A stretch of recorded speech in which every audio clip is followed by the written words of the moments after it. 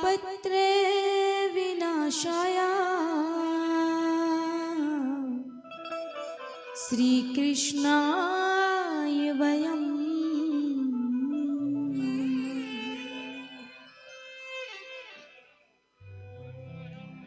नारायणं नमस्कृत्य नरं चैव नरोत्तमं देवीं सरस्वती व्यासं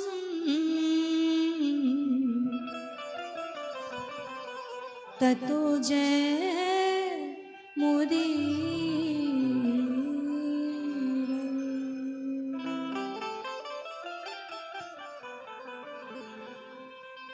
नमो भगवते तुभ्यं वासुदेवाय धीमहि प्रद्युम्नाय निरुद्धाय नमः संकर्षणाय।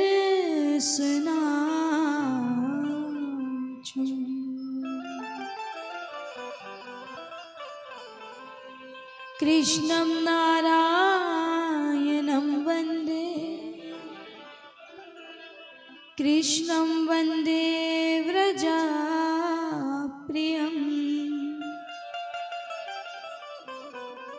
कृष्णं द्वैपायनं वन्दे कृष्णं वन्दे वृथाश्रुतम्।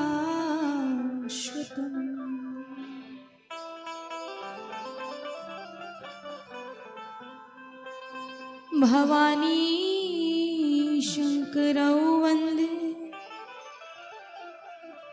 श्रद्धा विश्वासरूपिणौ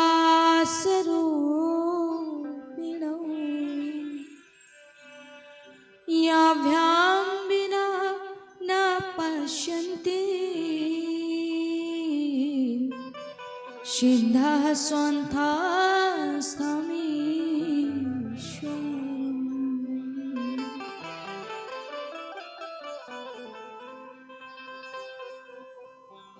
मनोजवं मारुततुल्यवेगं जितेन्द्रियं बुद्धिमतां वरिष्ठं वातात्मजं वानरयोधमुख्यं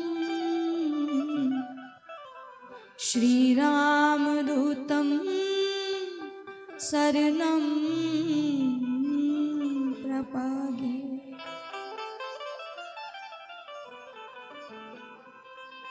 आइए हनुमंत विराजिए कथा करूं मति अनुसार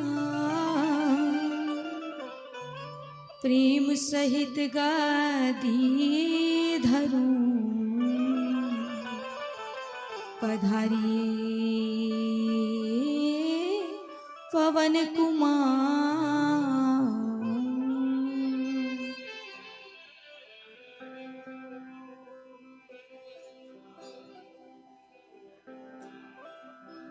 सब द्वारन को छाड़ के मैं आई तेरे द्वार।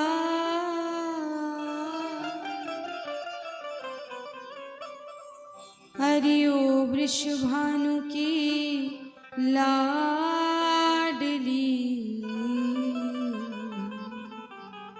निक मेरी और निहार।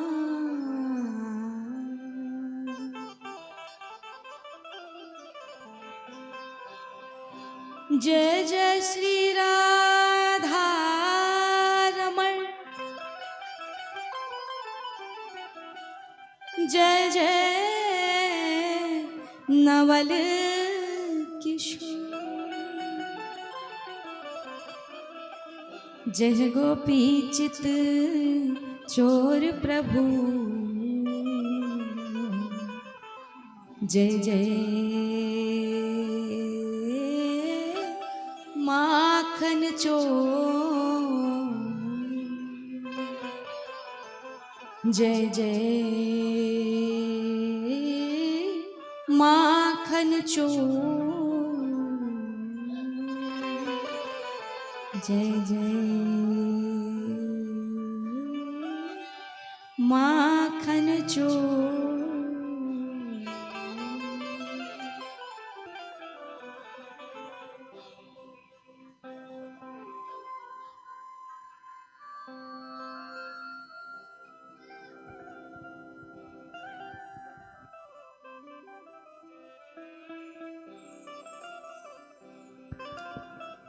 श्रेयाधि आइए, सप्तम दिवस इस विश्राम दिवस की वेला में प्रवेश करें। उससे पूर्व इस मनवाणी को पवित्र करेंगे हरिनाम संकीर्तन करते हुए। तुम हमारे थे प्रभु जी,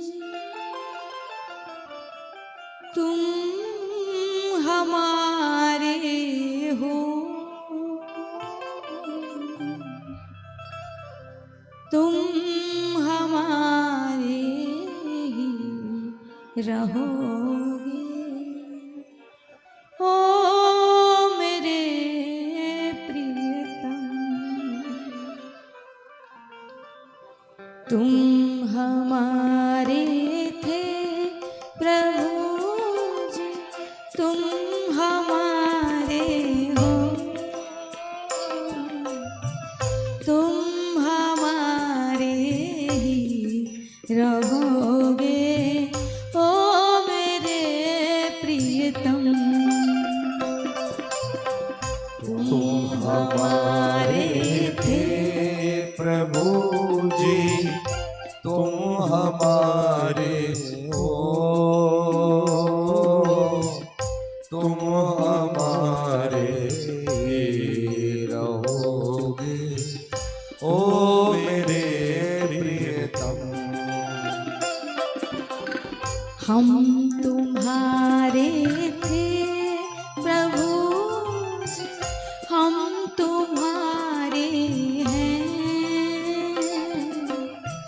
हम तुम्हारे ही रहेंगे।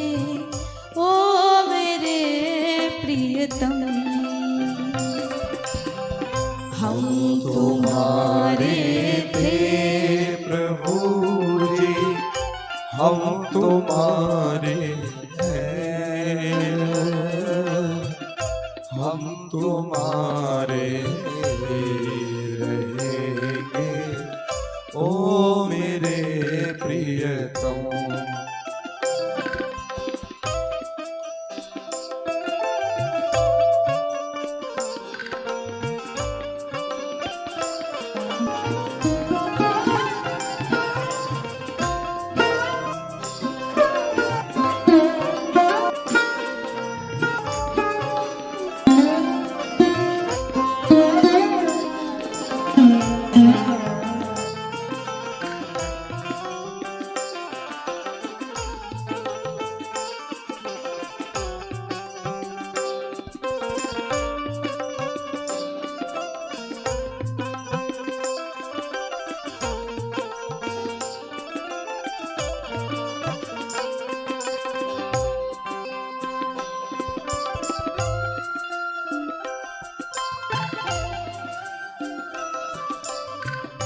श्री राधे।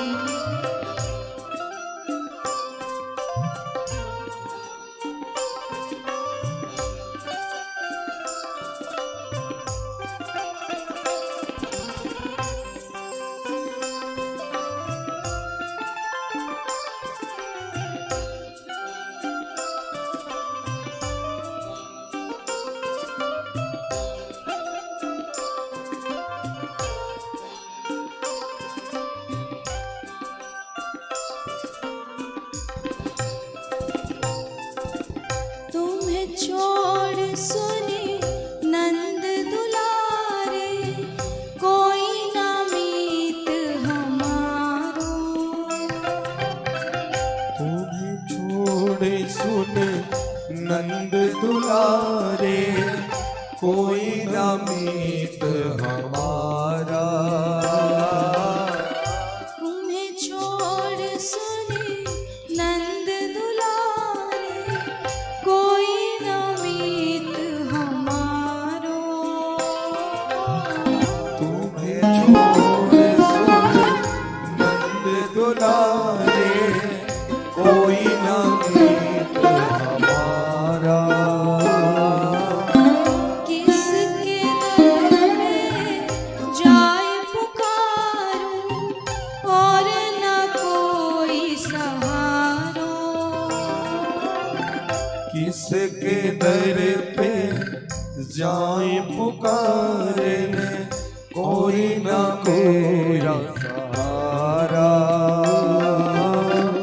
अब तो आकर बाह पकड़ लो, ओ मेरे प्रियतम। अब तो आकर बाह पकड़ लो, ओ मेरे प्रियतम। तुम हमारे थे प्रभु जी, तुम हमारे हो, तुम हमारे ही रहोगे, ओ मेरे प्रियतम। तुम हमारे थे प्रभु जी, तुम हमारे हो, तुम हमारे ही रहोगे, ओ मेरे प्रियतम।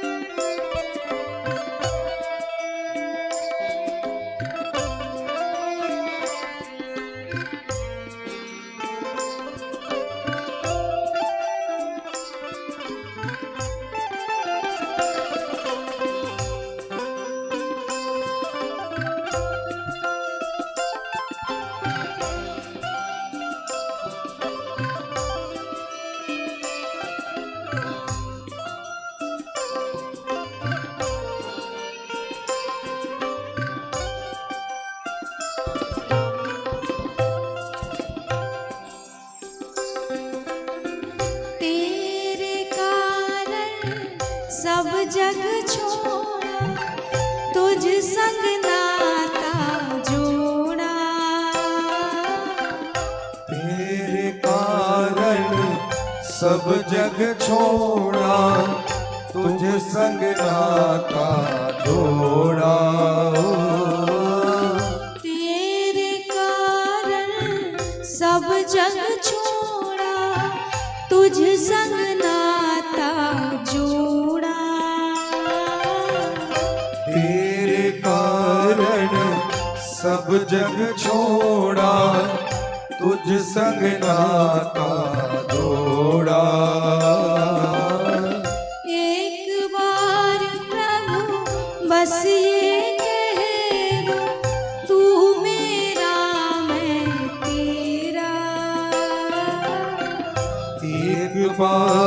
प्रभु बस ये कह दे, तू मेरा मैं तेरा।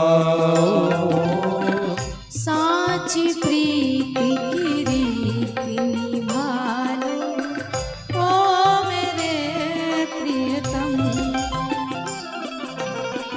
साची प्रीति की रीत निभा दो ओ मेरे प्रियतम।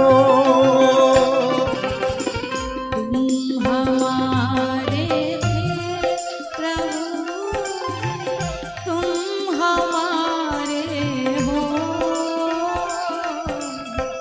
तुम हमारे ही रहोगे ओ मेरे प्रियतम। तुम हमारे थे प्रभु जी, तुम हमारे हो, तुम हमारे ही रहोगे ओ मेरे प्रीतम। हम तुम्हारे थे प्रभु, हम तुम्हारे हैं, हम तुम्हारे ही रहेंगे ओ मेरे प्रियतम। हम तुम्हारे थे प्रभु जी, हम तुम्हारे हैं, हम तुम्हारे ही रहेंगे ओ मेरे प्रियतम। तुम हमारे थे प्रभु जी, तुम हमारे हो, तुम हमारे ही रहोगे ओ मेरे प्रियतम। हम हमारे थे प्रभु जी, तुम हमारे हो, तुम हमारे ही रहोगे ओ मेरे प्रियतम। ओ मेरे प्रियतम, ओ मेरे प्रियतम। ओ मेरे प्रियतम, ओ मेरे प्रियतम। ओ मेरे प्रियतम, ओ मेरे प्रियतम। राधे राधे गोविंद गोविंद राधे। जय राधे राधे गोविंद गोविंद राधे। राधे राधे गोविंद गोविंद राधे। जय राधे राधे गोविंद गोविंद राधे। गोविंद राधे राधे गोपाल राधे, गोविंद राधे राधे गोपाल राधे। गोविंद राधे राधे गोपाल राधे, गोविंद राधे राधे राधे गोपाल राधे। हो। राधे राधे गोविंद गोविंद राधे। जय राधे राधे गोविंद गोविंद राधे। राधे राधे गोविंद गोविंद राधे। जय राधे राधे गोविंद गोविंद राधे। राधे राधे गोविंद गोविंद राधे। जय राधे राधे गोविंद गोविंद राधे।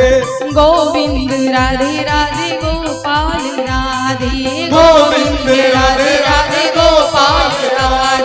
गोविंद राधे राधे गोपाल राधे। गोविंद राधे राधे गोपाल राधे। गोविंद राधे राधे गोपाल राधे। गोविंद राधे राधे गोपाल राधे।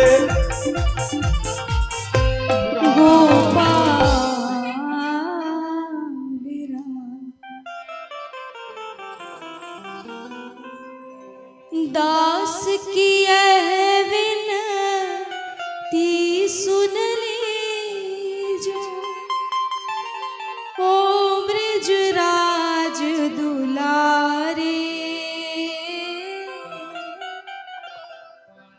आखिरी आस यही जीवन की, पूर्ण करना प्यारे।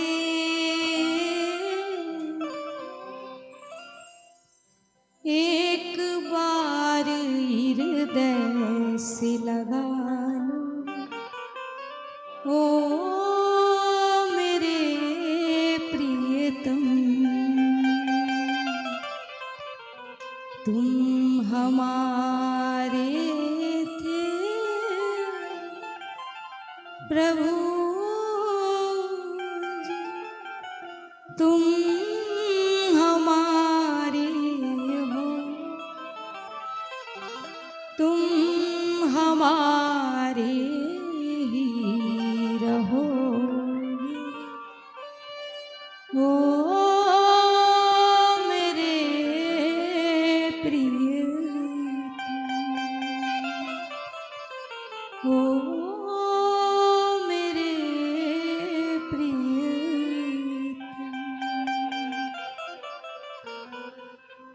श्री बांके बिहारी लाल की, राधे रानी सरकार की, श्री हनुमान जी महाराज की, श्रीमद् भागवत महापुराण की जय।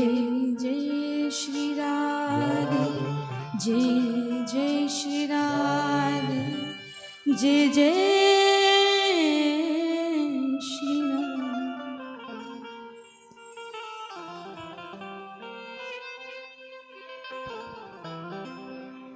परम मंगल में परात्पर ईश्वर श्री नंद नंदन यशोदा नंदन के वांग में श्रीमद् भागवत महापुराण को दास का कोटि कोटि प्रणाम। हमारे मध्य विराजमान विप्र देवताओं को भी हमारा कोटि कोटि प्रणाम। हमारे साथ साथ दे रहे पार्षदों को भी हमारा कोटि कोटि प्रणाम। पधारी हुई ये सभी वैष्णव जनों के हृदय में विराजमान जुगल सरकार के चरणारविंद में दास का कोटि कोटि प्रणाम। सभी पधारी हुई प्रभु प्यारे प्रेमी भक्त जनों को एवं भक्ति स्वरूप हमारी माताओं को हमारी व्यासपीठ से प्यार भरा राधे राधे। तो महाराज अब तो आज कथा का विश्राम दिवस है, अब तो सीख लो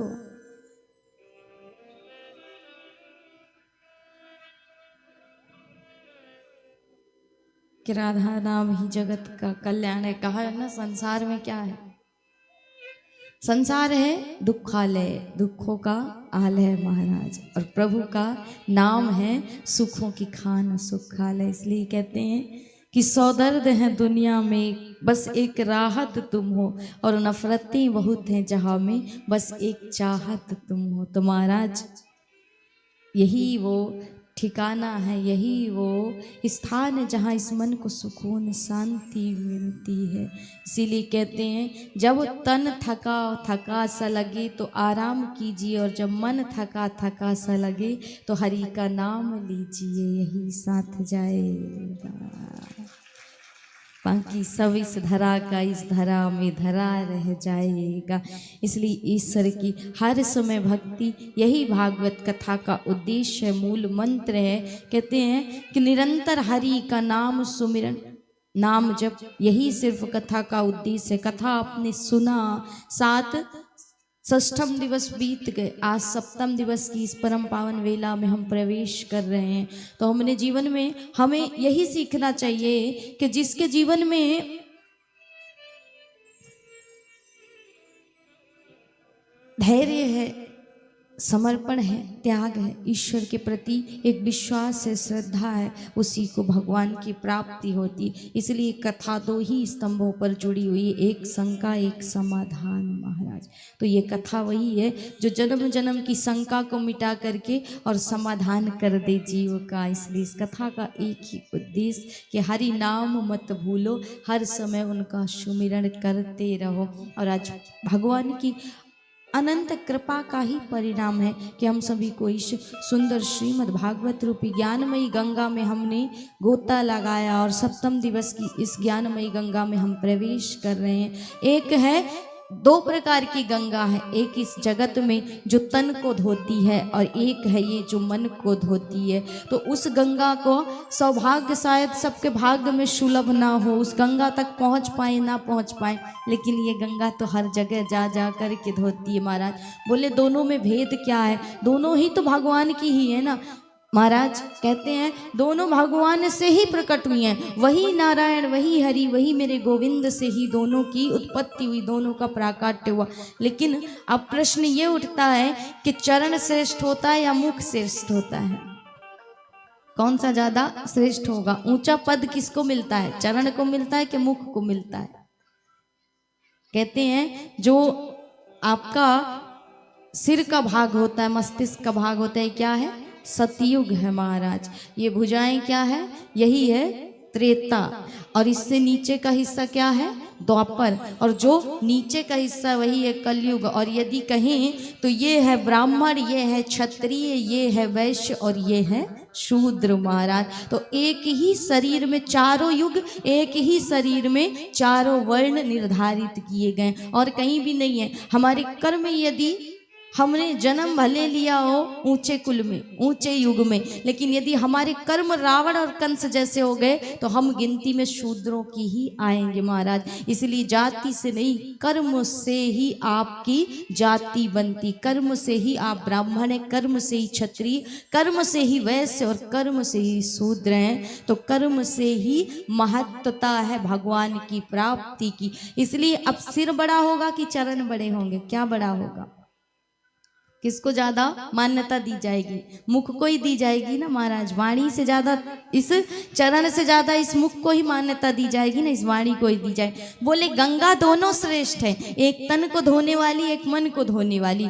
ऐसा नहीं है कि वो गंगा छोटी है, लेकिन हाँ इससे थोड़ी छोटी है महाराज। क्यों? क्योंकि ये गंगा भगवान की वाणी से निकली और वो गंगा भगवान के चरणों से निकली, इसलिए थोड़ा सा बस ऊंचा नीचा हो गया। बाकी है तो दोनों तारने वाली ही। ये जन्म जन्म के पापों को, मन में जो वासनाएं हैं, विकार है, उनको धो डालती है। और वो गंगा सिर्फ आपके तन को धो सकती है और पाप तन नहीं मन करता है। इसलिए मन को शुद्ध पवित्र करने के लिए हम इस कथा का आश्रय लेते हैं। और इस कथा में आइए सुंदर आज सप्तम दिवस की वेला में प्रवेश करें, क्योंकि आज यहाँ भी हमारी सुंदर ये ज्ञानमयी गंगा तो हम श्रवण कर ही रहे हैं, लेकिन वो भक्तिमयी गंगा भी आज प्रवाहित होगी। और आप सभी ने जैसा कि सुना है कि बनारस के ब्राह्मणों के द्वारा, विद्वानों के द्वारा सुंदर गंगा आरती के भी हमें दर्शन अभी करने हैं, इसलिए समय भी ज़्यादा हो गया। तो आइए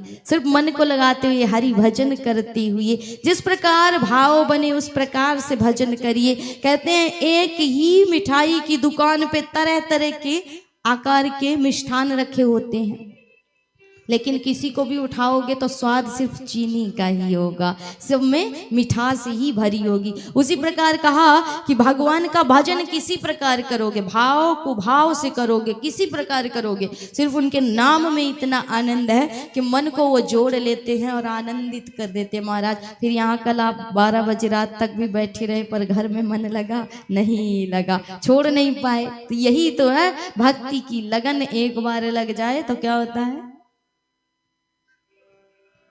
फिर कहीं मन नहीं लगता महाराज। और फिर कहा जाता है कि अब न लागे जिया घर में परिवार में, और लुट गई श्याम के प्यार में महाराज। फिर ये भक्ति का जब रंग चढ़ता है तो कुछ संसार में नहीं भाता है। तो वही भक्ति का रंग चढ़ा किसे? रुक्मणी मैया को। और ऐसा चढ़ा कि बिना प्राप्ति किए नहीं मानी महाराज। यहाँ तक कि भागने को भी तैयार हो गई कि प्रभु मुझे भगा करके ले जाओ, लेकिन नाथ तुम्ही को बनाऊंगी, किसी और को नहीं बना सकती हूँ। तो यहाँ पर हमसे प्रश्न किया गया कि रुक्मणी के साथ जब ब्याह हुआ सत्यभामा, और रुक्मणी का नाम क्यों नहीं लिया जाता कृष्ण के साथ, राधा का ही नाम क्यों लिया जाता है?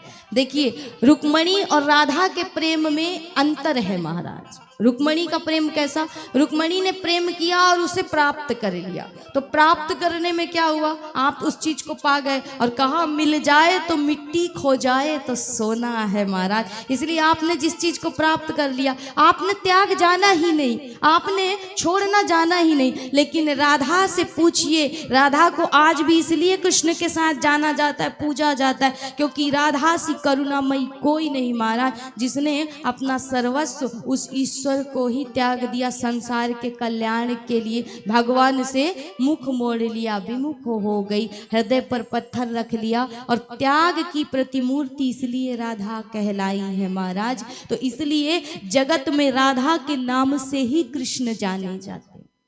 भले ब्याह रुक्मणी मैया से हुआ हो, लेकिन जिसका नाम जब रुक्मणी भी करती है वही है हमारी किशोरी राधा रानी।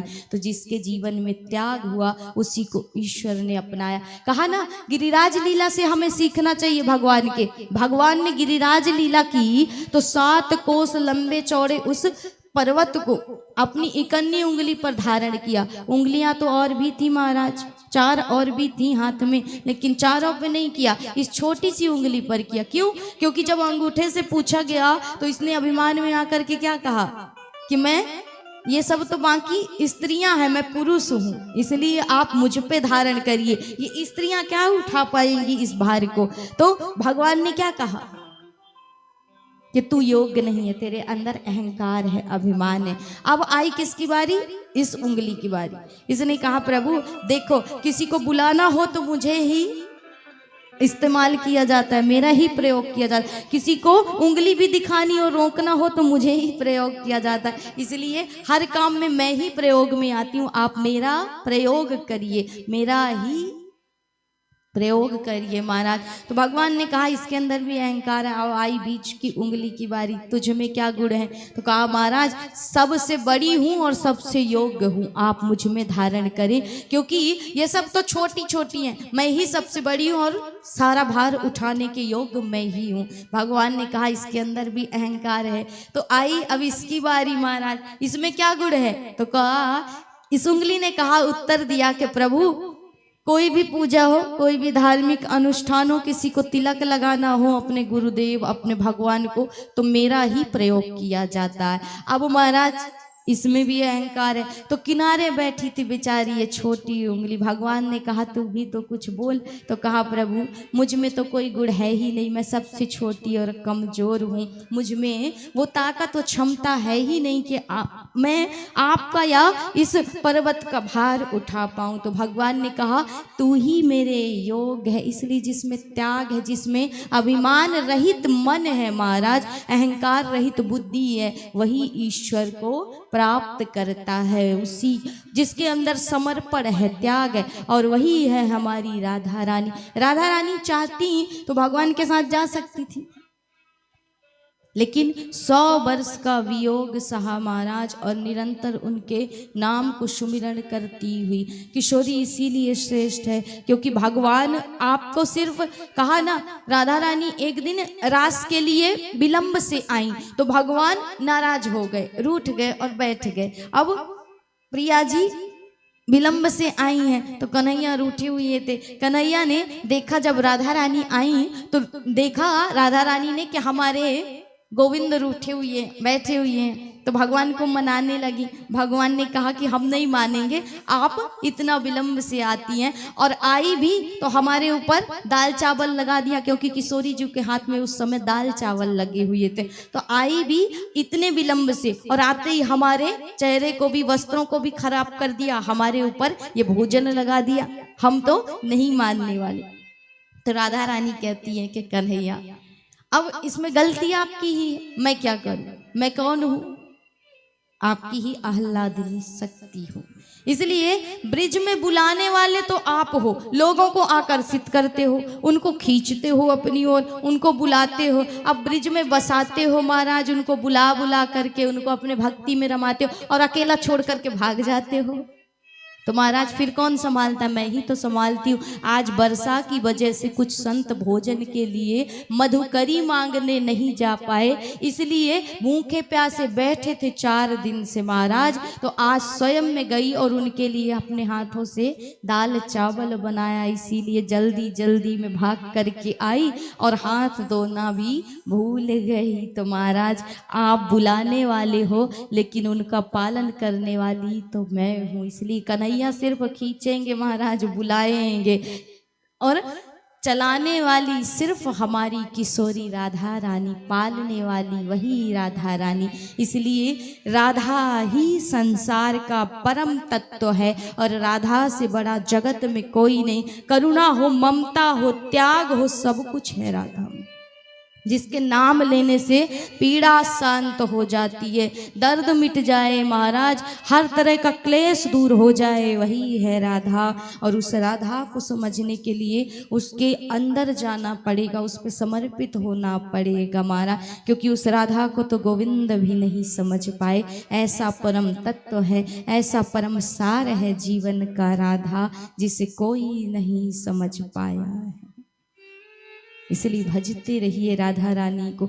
और आज इसी वजह से ब्याह तो भगवान का 16,108 हुए, लेकिन किसी के भी नाम से भगवान को नहीं जाना जाता, सिर्फ लोग राधे कृष्णा ही कहते हैं, क्योंकि राधा बिना कृष्ण अधूरे हैं और कृष्ण बिना राधा अधूरी है। देह दो हैं पर आत्मा एक है, इसलिए जगत राधा का गुलाम है महाराज। आज रुक्मणी जी के साथ भगवान का ब्याह हुआ, पाणी ग्रहण हुआ, सुंदर आनंद आया। आपको आया ना? आया आनंद? भगवान का ब्याह करा के आनंद आया। पूरे द्वारिका में आनंदोत्सव मनाया गया, भगवान का विवाह हुआ। लक्ष्मी स्वरूपिणी रुक्मिणी ने गोविंद को प्राप्त किया, मन को बड़ा आनंद हुआ। सांसारिक जीव के ब्याह में और भगवान के ब्याह में, अभी के परिवेश में कहें तो कलयुग में एक ही अंतर है महाराज। ब्याह तो सबको वैसे ही होता है, लेकिन अब एक अंतर हो गया। भगवान के ब्याह में गाने बजे, डीजे में क्या बजते हैं? जो राम को लाए हैं हम उनको लाएंगे, यही बजते हैं ना।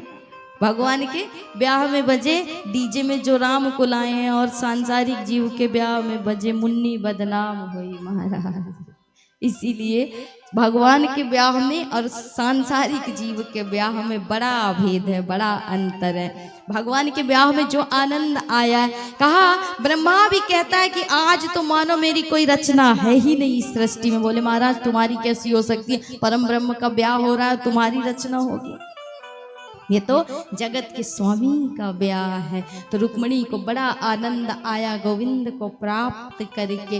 भगवान ने अपने गृहस्थ जीवन में प्रवेश किया, उनके घर पहले पुत्र ने जन्म लिया, प्रद्युम्न जी महाराज ने। लेकिन भगवान के भी शत्रुओं की कमी नहीं। सम्बरासुर नामक एक दैत्य था, राक्षस था, इसकी मृत्यु प्रद्युम्न के हाथों लिखी हुई थी। इसलिए इसने क्या किया, प्रसूति का गृह से उस बालक को चुराया और चुरा करके समुद्र में फेंक दिया। समुद्र में उसी बालक को एक मछली निगल गई। अब उसी मछली को एक मछुआरे ने पकड़ा और दे दिया सम्बरासुर के घर में। उस मछली को जब काटा गया तो उसके पेट से एक सुंदर सा बालक प्रकट हुआ। वो बालक वही थे प्रद्युम्न जी महाराज। उस बालक को दे दिया किसे? सम्बरासुर के घर भोजन बनाने का कार्य करती है विद्यावती। उस बालक का लालन पोषण करने लगी महाराज।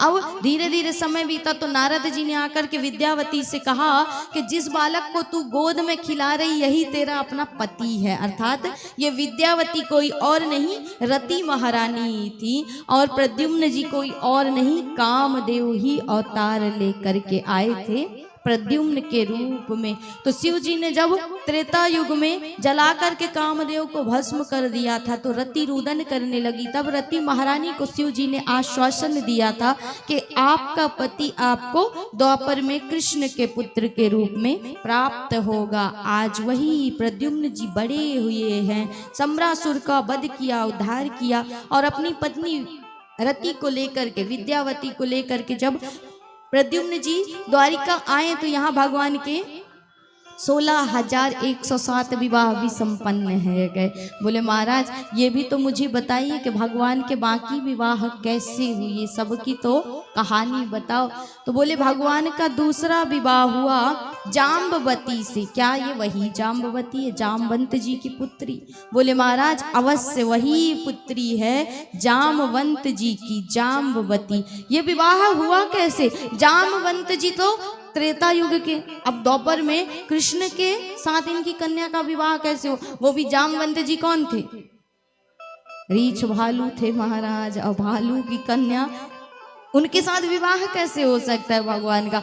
बोले द्वारिका में एक राजा आए शत्राजीत, ये सूर्य के उपासक थे। सूर्य ने प्रसन्न होकर इन्हें एक श्यामंतक मणि नाम की एक मणि प्रदान की थी। ये मणि का यदि कोई 10 घंटे पूजन करे नित्य प्रति तो वो 8 भार सोना नित्य प्रति प्रदान करती थी। अब एक दिन अब होता है ना महाराज कि जब कोई नई नई वस्तु लेते हैं तो दिखावे की बड़ी आदत होती है ना, दिखाने का बड़ा प्रयास करते हैं। मानो किसी ने अभी के परिवेश की बात करें तो नया नया मोबाइल ले लिया हो तो फोन नहीं आए तब भी निकालेगा, बार बार दिखाएगा। हमारा दिखावे की बड़ी आदत होती, कोई नई चीज ले लो फिर उसे लगता है दिखाई दे।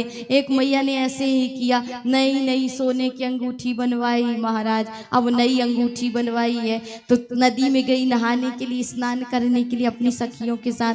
अब उस दिन उसकी सारी बातें हाथ से ही हो रही, अंगूठी से ही हो रही है महाराज, मुख से कम हो रही है, हाथ से ज्यादा। कि कोई देखे और मुझसे पूछे मैं बताऊं फिर तो वो कोई ना देखे महाराज, बात तो पूरी हाथ से ही हो रही है लेकिन फिर भी कोई नहीं देख रहा। तो उसे बड़ी चिंता हुई, मन में बड़ा आश्चर्य हो, कोई पूछ ही नहीं रहा है। 1 दिन 2 दिन बीत गए, कोई नहीं देख रहा, नहीं पूछ रहा। तो इसने क्या किया, इसके घर में आग लग गई। अब लोग जोर जोर से ये चिल्लाने लगी, लोग आने लगे, पानी डालने लगे, बचाने लगे, आग बुझाने लगे महाराज। इतने में ही एक पड़ोसन ने देखा और देख करके कहा कि अरे सखी तैने नई अंगूठी बनवाई का? बोले अब का खाक देखी तैने, जब घर में आग लगा दे महाराज। तो दिखावे के चक्कर में आकर के घर में आग भी लगा देते महाराज, पर देख तो लो तुम। तो यहाँ पर ऐसे ही राजा शत्राजीत के साथ हुआ। अब नई नई मणि मिली थी तो उसे पहन करके घूमने लगे, लोग देख करके प्रशंसा करने लगे। द्वारिकाधीश को हंसी आ गई और पूछा कि राजन आपके घर में कितने लोग हैं? बोले एक मैं, एक मेरी पत्नी, एक मेरा भाई और एक ही मेरी इकलौती कन्या। तो महाराज कुल मिलाकर के 3.5 लोग हो घर में, और इतना सोना देने वाली मणि रखते हो, इसे राजकोष में जमा कर दो। यदि तुम्हें उचित लगे तो राजकोष में जमा कर दो, इससे प्रजा का कल्याण होगा। शत्राजीत ने कहा कि महाराज मैं मणि नहीं दूंगा। तो कहा तुम्हारी वस्तु है, कोई बात नहीं। भगवान वहां से चले गए। अब इनके भाई प्रसेन ने, शत्राजीत के भाई प्रसेन ने उस मणि को धारण किया और चले गए वन में। वन में गए तो एक सिंह ने इनको मार दिया, उस मणि को लिया और वहां से चला गया। अब इस सिंह से टकरा गए जामवंत जी, इन्होंने उस सिंह को मारा और उस मणि को लिया और सीधे चले गए अपनी गुफा में, अपनी कन्या को दे दिया। इधर जब प्रसेन लौट करके नहीं आए तो शत्राजीत राजा के मन में विचार आया कि मणि धारण करके मेरा भाई गया था और मणि मुझसे किसने मांगी थी? द्वारिकानाथ ने। इसलिए हो ना हो मन में इतना गंदा विचार आया महाराज कि हो ना हो द्वारिकाधीश ने ही मेरी मणि छीन ली और मेरे भाई को शायद मार डाला। आज भगवान पर भी कलंक लग गया है। तो जब भगवान को नहीं छोड़ा गया, जानकी मैया को नहीं छोड़ा गया, तो हम तो साधारण से जीव हैं। इसलिए जब कोई बात हो तो बिल्कुल घबराइए नहीं। कैसे बनना है? बोले ऐसे बनिए समुद्र की तरह। समुद्र कैसा होता है? एक मान लीजिए उसी समुद्र में कई किस्से होते हैं, कई कहानियां होती हैं। एक बालक उस समुद्र के किनारे चल रहा, समुद्र ने क्या किया, जोर की लहर आई, बालक के चप्पल को बहा करके ले गई। तो बालक ने रेत पर क्या लिख दिया? समुद्र चोर है। अब एक वहीं पर माता जी टहल रही, उनके साथ एक बालक था। एक लहर आई, उसके बालक को डुबा करके ले गई। तो उस माँ ने क्या लिख दिया कि समुद्र हत्यारा है। तो एक बुजुर्ग को जो वहीं पर टहल रहे थे, उनको एक सीप में मोती मिल गई समुद्र से। उसने क्या लिख दिया रेत पर कि समुद्र दयालु है महाराज और समुद्र दानवीर है। तो यहाँ पर इससे कोई फर्क पड़ा समुद्र को?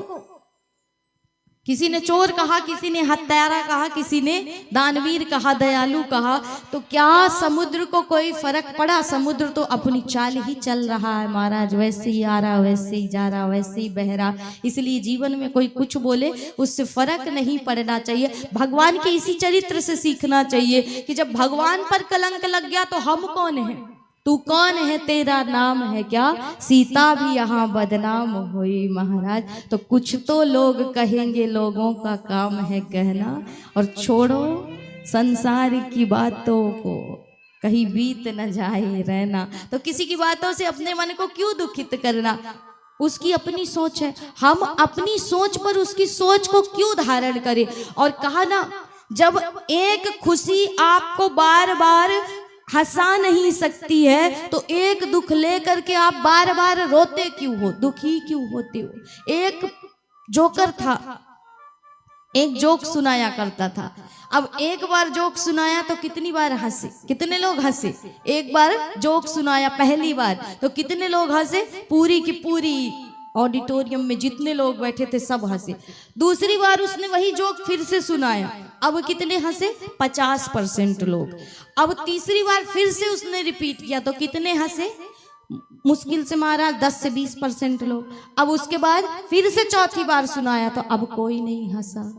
तो इसलिए कहा कि इस कहानी से शिक्षा लीजिए कि जब एक खुशी आपको, एक जोक आपको बार बार हंसा नहीं सकता तो फिर एक दुख लेकर के बार बार जीवन भर क्यों रोते हो? उसी दुख को लेकर के हम क्यों बैठे रहते हैं? इसलिए भगवान ने मनुष्य में क्षमता दी है कि कुछ समय के बाद वो चीज़ों को भूल जाए, विस्मृत हो जाए, नहीं तो मनुष्य जीवन काटना आपके लिए असंभव हो जाता। भगवान ने इसीलिए कुछ चीज़ें ऐसी की, अन्न में कीड़े पैदा कर दिए, नहीं तो जोड़ जोड़ के मनुष्य मर जाता महाराज, अन्न ही जोड़ता रह जाता, भंडार कर लेता। लेकिन इसीलिए उसमें कीड़े पैदा कर दिए, ज़्यादा समय तक रखोगे तो कीड़े लग जाएंगे। बुद्धि में इसीलिए आपके मन में भगवान ने विस्मरण भर दिया, कुछ समय के बाद आप इतना गहरा गाँव भी भूल जाते हो। लेकिन इसीलिए कहा कि एक दुख को लेकर के जीवन क्यों व्यर्थ में गवा देते हो? छोड़ दो, जो हो गया सो हो गया। भगवान के चरित्र से यही सीखना। भगवान पर भी कलंक लगा, ईश्वर है और उस ईश्वर पर भी कलंक लग गया कि जो ऐसे कई मणि बना सकता है महाराज, जिसके रोए रोए में ऐसे मणि लटक रहे हो, वो क्या एक मणि चुराएगा? लेकिन भगवान पर भी कलंक लगा। भगवान को खबर मिली तो भगवान कुछ द्वारिका वासियों को लेकर के उस मणि की खोज में निकले। जब वन में गए तो उन्होंने प्रसेन को मरा हुआ देखा। प्रसेन मरा हुआ पड़ा था, उसके देह के पास ही सिंह के पैरों के निशान थे। उन पैरों के निशान से भगवान आगे बढ़े तो सिंह भी मरा पड़ा था। आगे रीछ के पैरों के निशान थे, उसी से भगवान पहुंचे जाम्बवंत जी की गुफा में। और जाम्बवंत जी की गुफा में भगवान जब अंदर प्रवेश करते हैं तो उनकी बालिका उस मणि से खेल रही थी। भगवान उस मणि को लेने के लिए आगे बढ़े तो जाम्बवंत जी आए, आकर के भगवान से युद्ध आरंभ कर दी। अब जाम्बवंत जी ने इतना लड़ा महाराज कि उनकी नस नस ढीली हो गई, लेकिन हार ही नहीं पा रहे हैं, भगवान हार ही नहीं रहे हैं। तो यहाँ पर जाम्बवंत जी कहते हैं कि प्रभु अब बस करो, मैं समझ गया कि तुम मेरे राम ही हो और तुमने मेरी ही इच्छा पूर्ति के लिए लीला की महाराज। क्यों? क्योंकि जब त्रेता युग में राम रावण का युद्ध हुआ तो जाम्बवंत जी उदास बैठे थे। तो राम जी ने पूछा कि क्या बात है जाम्बवंत जी, ऐसे उदास क्यों है? तो बोले कि प्रभु सबके समान कोई न कोई वीर योद्धा था, मेरे समान सिर्फ रावण था, उसको भी आपने मार दिया, तो मेरे हाथ की खुजली तो मिटी नहीं महाराज, इसलिए अब कोई और नहीं बचा, मेरे समान योद्धा सिर्फ आप बचे हो, तो दो दो हाथ कर लो मुझसे।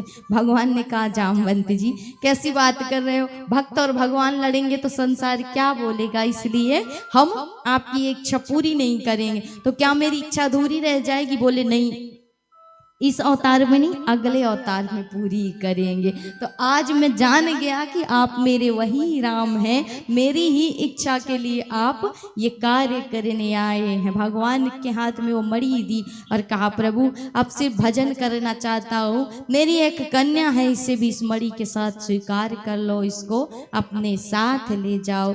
तो भगवान का दूसरा विवाह हुआ जाम्बवती से। मणि को लेकर के आए प्रभु, राजा सत्राजीत को प्रदान कर दिया। अब सत्राजीत को बड़ी ग्लानि कि हमने भगवान के साथ ऐसा किया और बताओ भगवान पर भी कलंक लगा दिया। तो ग्लानि बस आकर के उन्होंने भगवान से कहा कि प्रभु मुझसे गलती हो गई, आप इस मणि को स्वीकार कर लें। भगवान ने कहा मणि हम नहीं लेंगे।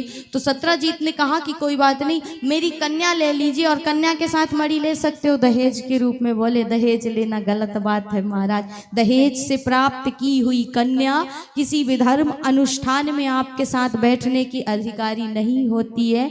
कश्यप भगवान ने स्वयं कहा है शास्त्रों में कि महाराज वो कन्या सिर्फ आपके घर की दासी बन सकती है, ना आपके धार्मिक अनुष्ठानों में ना संस्कारों में बैठने की अधिकारी नहीं होती है।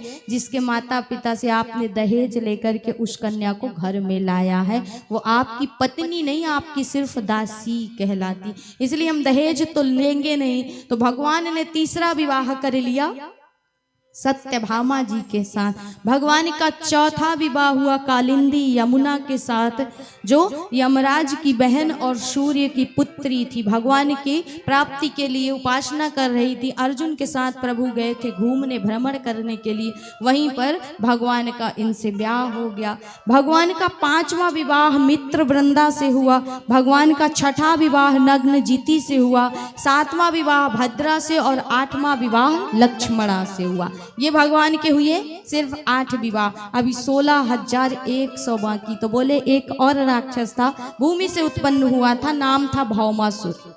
ये जिस भी नगर में जाता वहां की कन्याओं को, राजाओं की कन्याओं को उठा करके लाता और महाराज वहां की कन्याओं को इसने क्या किया था, बंदी गृह में बंदी बना रखा था। ये जब एक साथ 20,000 रह जाएंगी तो इनसे एक ही साथ विवाह कर लूंगा। ये कन्याएं उस कारागृह में बंद थी। भगवान को सूचना मिली तो भगवान सत्यभामा जी के साथ पधारे और भौमासुर का उद्धार किया। जब भौमासुर के कारागृह में प्रभु गए तो भगवान के भी नेत्र सजल हो उठे उन देवियों को देख करके और कहा, हे देवियों, मुझे भी पता है कि संसार अब आपको स्वीकार्य नहीं करेगा। जो जगत की जननी जानकी उस रावण के यहाँ रह कर के आई, उस पर भी कलंक लगा दिया महाराज। तो क्या आपको स्वीकार करेगा संसार? पराये पुरुष के उस घर में, उस ग्रह में रह करके आई हो, इसलिए आपको संसार स्वीकार नहीं करेगा। तो आप अनुचित ना लें, तो आप सबको मैं स्वीकार करने के लिए तैयार हूँ। तो भगवान ने अपने लिए नहीं, उन कन्याओं के जीवन को बचाने के लिए एक मुहूर्त में, एक ही घड़ी में 16,100 कन्याओं से पाणी ग्रहण किया था। अब कोई साधारण पुरुष कर सकता है? एक मुहूर्त में, एक ही घड़ी में क्या आप 16,000, हम कहते हैं महाराज 2-4 ही विवाह कर सकते हो? तो लोग अक्सर कहते हैं ना कि भगवान ने 16,108 किए तो क्या हम 2-4 नहीं कर सकते? तो तुम 2-4 करोगे तो तुम्हारे 4 टुकड़े हैं जाएंगे, एक एक अपनी अपनी ओर खींच लेगी, फिर कहा करोगे महाराज। इसलिए भगवान मत बनिए, भगवान का दास ही बन करके उनकी दासता स्वीकारिए, उसी में आनंद है। आज इसी प्रकार भगवान बनने का प्रयास किया किसने? पौंड्रक ने काशी नरेश को बुलाया और कहा, ये बताओ उस द्वारिकाधीश को सब भगवान क्यों बोलते हैं? बोले महाराज और तो ज्यादा पता नहीं, इतना सुना है कि उसके 4 हाथ हो जाते हैं, सुदर्शन भी है एक उसके पास, और सांवला सलोना है हमारा। बोले अगर इतनी सी बात हो जाए हमारे अंदर तो क्या लोग हमें भी भगवान मानेंगे, हमारी भी पूजा करेंगे? बोले अवश्य मानेंगे, क्यों नहीं मानेंगे। तो नकली 2 हाथ लगा लिए लकड़ी के, सुदर्शन जी लगा लिया, बटन दबाते तो सुदर्शन जी घूमने लगते, पूरे शरीर पे कस्तूरी चंदन मल के घिस लिया महाराज, और भगवान को पत्र लिख दिया कि आज से हम ही भगवान है, तू तो झूठ मूठ का भगवान है। इसलिए यदि तू वास्तविक भगवान है तो आ और आकर के हमसे युद्ध कर। यदि तू जीत गया तभी तू भगवान। हम ही वासुदेव पौंड्रक है महाराज। भगवान ने सोचा जब बुला रहा है तो चले जाएं। आ बैल मुझे मार वाली कहानी है। ऐसा ही है ना कि आ बैल मुझे मार, यही कहानी कही है ना। ये कहानी कहाँ से आरंभ हुई? ऐसे ही एक सज्जन सत्संग सुनते थे। सत्संग में गोस्वामी जी ने कहा कि सिया राम में सब जग जानी, करहु प्रणाम जोरी जुग पानी। तो उस दिन जो वक्ता बैठे हुए थे तो वो कथा में यही प्रसंग सुना रहे थे कि सकल जगत राम का है। राम का ही एक नाम संसार का आधार है। और ये संसार में हर जगह रज हो, कड़ हो, सगुण हो, निर्गुण हो, हर रूप से सिर्फ राम ही राम है महाराज। तो ये बात जब बता रहे कि सिया राम में सब जग जानी और करहूँ प्रणाम जोरी जुग पानी, तो इस व्यक्ति ने सोचा कि ये कहते हैं कि सब में राम है, तुझ में राम, मुझ में राम, बस सब में राम ही राम। तो आज ये गुजर रहे थे, यही बात मन में बुद्धि में चल रही थी महाराज। बाजार से गुजर रहे, बाजार में लोग चिल्लाने लगे कि भागो भागो, एक सांड पागल हो गया है। ये व्यक्ति को लोगों ने आकर के मना किया कि भाग ले, सड़क से किनारे है जा, सांड पागल हो गया, मार देगा, उठा करके पटक देगा। इसने सोचा कि आज ही मौका है इस चौपाई को सिद्ध करने का। ये संत कहते रहते हैं ना हमेशा कि सिया राम में सब जग जानी। आज देखता हूँ यदि इस सांड में राम है तो ये मुझे नहीं मारेगा, इसके अंदर यदि राम होगा तो मैं खड़ा हो जाऊंगा, ये खड़ा हो जाएगा, मुझे क्यों मारेगा। अब महाराज वो खड़ा हो गया, लोग उसको पुकारने लगे, चिल्लाने लगे कि भाग जा, मार देगा, लेकिन नहीं भागा। सांड ने उठाया, उठा करके 3 बार पटके, सबरे हाथ पैर टूट गए। अब पहुंच गए कहाँ? अस्पताल में। जब वहां से ठीक होकर के आया तो सीधे पहुंचा उसी संत के पास और कहा कि चुप करो, तुम सब झूठ बोलते हो, कहाँ है सिया राम तेरे? तूने कहा था ना कि सिया राम में सब जग जानी, तो ये बता जब सब में राम है तो उस सांड ने मुझे क्यों मारा? तो संत ने पूरी बात सुनी, पूरी बात समझी, फिर उसके बाद कहा कि रे बता प्राणी, तू उस सांड में तो राम को देख रहा था, लेकिन जब सांड पागल हुआ था तो तुझे कोई बचाने भी आया था? बोले महाराज 1 नहीं 2 नहीं 3 लोग 4 लोग आए, लेकिन मैंने किसी की बात नहीं मानी। मैं सीधे गया, मैंने सोचा जब इसमें राम है तो मुझे मार नहीं सकता। तो संत ने हंस करके कहा कि रे मूर्ख, तूने सांड में राम को देखना चाहा, लेकिन जो बचाने आए उनमें क्या कंस था, रावण था? उनमें भी तो राम था, उनमें भी तो राम ही था, तो बचाने वाला भी तो राम ही आया था। लेकिन तू उस सांड में राम को देख रहा है, बचाने वालों में किसको देख रहा था? रावण को देख रहा था। तो बोले गलती तो तेरी है ना, इसलिए यहीं से कहावत बनी कि आ बैल मुझे मार। अब महाराज स्वयं मार खाने जा रहे हो तो बैल भी क्या करेगा? इसी प्रकार इसने भी बुलाया भगवान को, उद्धव के साथ प्रभु पधारे, इसका भी उद्धार किया, भगवान ने मुक्ति दे दी। इसीलिए राजन, भगवान बनने में फायदा नहीं है जो भगवान का दास बनने में। भगवान के दास बनने में जो फायदा है वो किसी में नहीं है महाराज। और भगवान बनने का प्रयास करोगे, भगवान के बारे में ज़्यादा जानने का, तर्क वितर्क करने का प्रयास करोगे तो भगवान को नहीं समझ पाओगे, क्योंकि ज्ञानियों के लिए भगवान इतनी जल्दी सरल सहज नहीं है जितना प्रेमी भक्तों के लिए। तो जब उसकी लीला को नारद नहीं समझ पाए तो हम क्या समझेंगे? बोले नारद जी ऐसे ही आए, भगवान की लीला देख रहे हैं, द्वारिका के महल में प्रवेश किया। नारद जी 3 महीने से लीला देख रहे हैं। भगवान अंदर जाते तो अनेक हो जाते हैं और बाहर निकलते तो एक हो जाते। नारद जी इस लीला को देख रहे हैं महाराज 3 महीने से कि भगवान अंदर जाते हैं तो कहीं पर भगवान समाधि लगा रहे हैं, कहीं पर बालकों को उपदेश दे रहे हैं, कहीं पर जल क्रीड़ा कर रहे हैं, कहीं पर पत्नियों को सुंदर ज्ञान आत्मबोध करा रहे हैं महाराज, कहीं बालकों के साथ खेल रहे हैं।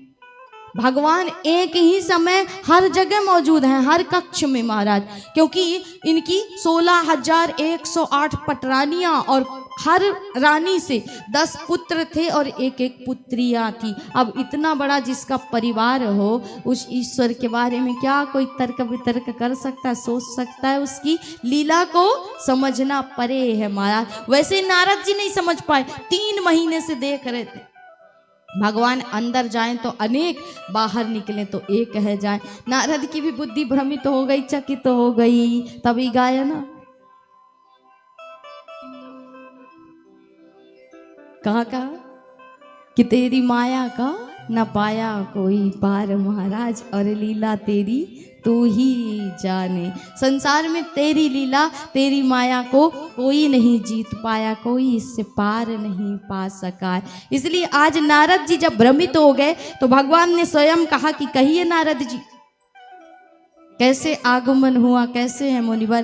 तो नारद जी कहते हैं कि प्रभु आपकी लीला तो समझना हमारे बस की बात नहीं है, लेकिन हाँ मैं जिस काम से आया हूँ वो काम आपको बता दूं। आपके भाई पांडवों ने एक नई राजधानी बनाई है, इंद्रप्रस्थ, जिसे अब दिल्ली का नाम दे दिया गया। ये पहले भी राजधानी ही थी, आज भी है महाराज। इसलिए इसका निर्माण किया था पांडवों ने। तो पांडवों ने नई राजधानी बनाई इंद्रप्रस्थ, उसमें राजसु यज्ञ करना चाहते, आपको बुलावा भेजा है। भगवान ने कहा कि ठीक है पधारेंगे, जाइए और जा करके कह दीजिए। अब नारद जी गए, उसी समय एक दूत आया गया से, उसने बताया कि प्रभु जरासंध जो है ना, उसने 20,000 राजाओं की नर बलि चढ़ाने के लिए बंदी बना रखा है। उन्होंने आपसे प्रार्थना की है, आप जाइए और उनके प्राणों की रक्षा कीजिए। भगवान ने उन्हें भी आश्वासन दिया कि हम अवश्य पधारेंगे, राजाओं से कहो कि हम उनके संकट को अवश्य दूर करेंगे, उनके क्लेशों को हर लेंगे। इसलिए यहीं पर इन्हीं राजाओं ने इस मंत्र का, जो हमने आपको बताया था, जो श्लोक दिया था, इन्हीं राजाओं ने भगवान के लिए इस श्लोक से जाप किया था, अनुष्ठान किया था। कृष्णाय वासुदेवाय हरे परमात्मने और प्रणत क्लेश नाशाय गोविंदाय नमो नमः। भगवान पहुंचते हैं पांडवों के पास। पांडवों से कहा, अब भगवान यहाँ पर सोचते हैं कि जो आताताई हो, अधर्मी हो, उसे छल से मारने में भी पाप नहीं लगता है। अधर्मी को यदि छल से भी मारना पड़े तो पाप नहीं लगता। तो भगवान ने विचार किया कि जरासंध तो बड़ा अधर्मी है, तो इसके साथ थोड़ा सा छल कर दिया जाए और छल से मारा जाए, तभी ये मृत्यु को प्राप्त हो सकता है। तो पांडवों से प्रभु ने कहा कि ये बताओ, राजसु यज्ञ तो करना चाहते हो, लेकिन यज्ञ हो, कथा हो, अगर हो रहा है तो उसमें सबकी सम्मति होनी चाहिए कि नहीं होनी चाहिए? इसलिए समस्त राजाओं को जीता क्या? बोले महाराज और तो सब पक्ष में हैं, लेकिन एक ही राजा है जो बड़ा ही उदंडी है, आताताई, और वो है जरासंध। भगवान ने कहा उसका भी उपाय है, उसे भी सजा दे देते हैं। भगवान ने लिया अर्जुन को साथ में और भीम को लेकर के पंडित का रूप बनाया, एक ब्राह्मणों का, संतों का रूप बनाया और सीधे पहुंच गए जरासंध के पास। जरासंध ने तीनों का सुंदर स्वागत किया। कहिए प्रभु कहाँ से आना हुआ? तो बोले महाराज बस हिमालय से चल कर के आ रहे हैं, सुना था कि तुम बड़े दानवीर हो इसलिए तुम्हारे ही पास आए हैं। जरासंध से भगवान ने 3 संकल्प भरवाए और संकल्प के बाद प्रभु ने कहा कि जरासंध ने जब पूछा कहिए अब क्या दे दूं, तो यहाँ पर भगवान कहते हैं कि देखो देना लेना कुछ नहीं है, बात ऐसी है कि हम में से किसी एक से 2-2 हाथ कर लो, लड़ाई कर लो महाराज। अब जरासंध कहता है कि पंडित होकर के, ब्राह्मण होकर के लड़ने की बात कहते हो आप? बोले महाराज हम ब्राह्मण थोड़े ना हैं, हम तो क्षत्रिय हैं। तो कौन हो तुम? तो कहा हमारी दाईं बगल में जो खड़े हैं ना, ये हैं पांडव भाई भीमसेन, और हमारी बाईं ओर जो खड़े हैं ये हैं उन्हीं के छोटे भाई अर्जुन जी। तो तुम कौन हो? हम तुम्हारे वही पुराने शत्रु कृष्ण हैं। जैसे ही नाम सुना तो जरासंध कहता है कि तुझसे तो मैं लड़ूंगा नहीं, तू तो डरपोक है, रण छोड़ करके भाग गया था ना। ये अर्जुन बेचारा कमजोर दुबला पतला, इससे भी नहीं लड़ूंगा, लड़ूंगा तो मैं भीमसेन से। भीमसेन मुझ समान ही बलशाली है। अब भीमसेन के साथ इनका युद्ध आरंभ हुआ, दिन रात युद्ध हो रहा है, लेकिन महाराज यहाँ जरासंध को जरा सा भी नुकसान नहीं पहुंचा पाए भीमसेन। तो रात्रि में अर्ध प्रहर में आकर के कृष्ण से कहते हैं कि कन्हैया ये आदमी नहीं पहाड़ है, और यदि तुम नहीं भागे तो मैं अकेला भाग जाऊंगा, लेकिन इससे अब मैं लड़ाई ही नहीं करूंगा। भगवान ने कहा बहुत तुम्हें अभिमान आया था, तुमने ही तो कहा था ना कि देखो हमें पसंद किया, अब जाओ लड़ो। तो कन्हैया नहीं भागा ना तो मैं भाग जाऊंगा। भगवान ने कहा कोई बात नहीं, समय की प्रतीक्षा करो, प्रातः कालीन का सूर्य निकलने दो, उसके बाद जरासंध का भी फैसला हो जाएगा। भगवान ने तिनके को चीर करके इशारा किया। जब भीम का और जरासंध का युद्ध आरंभ हुआ तो भगवान ने तिनके को चीरा। क्यों?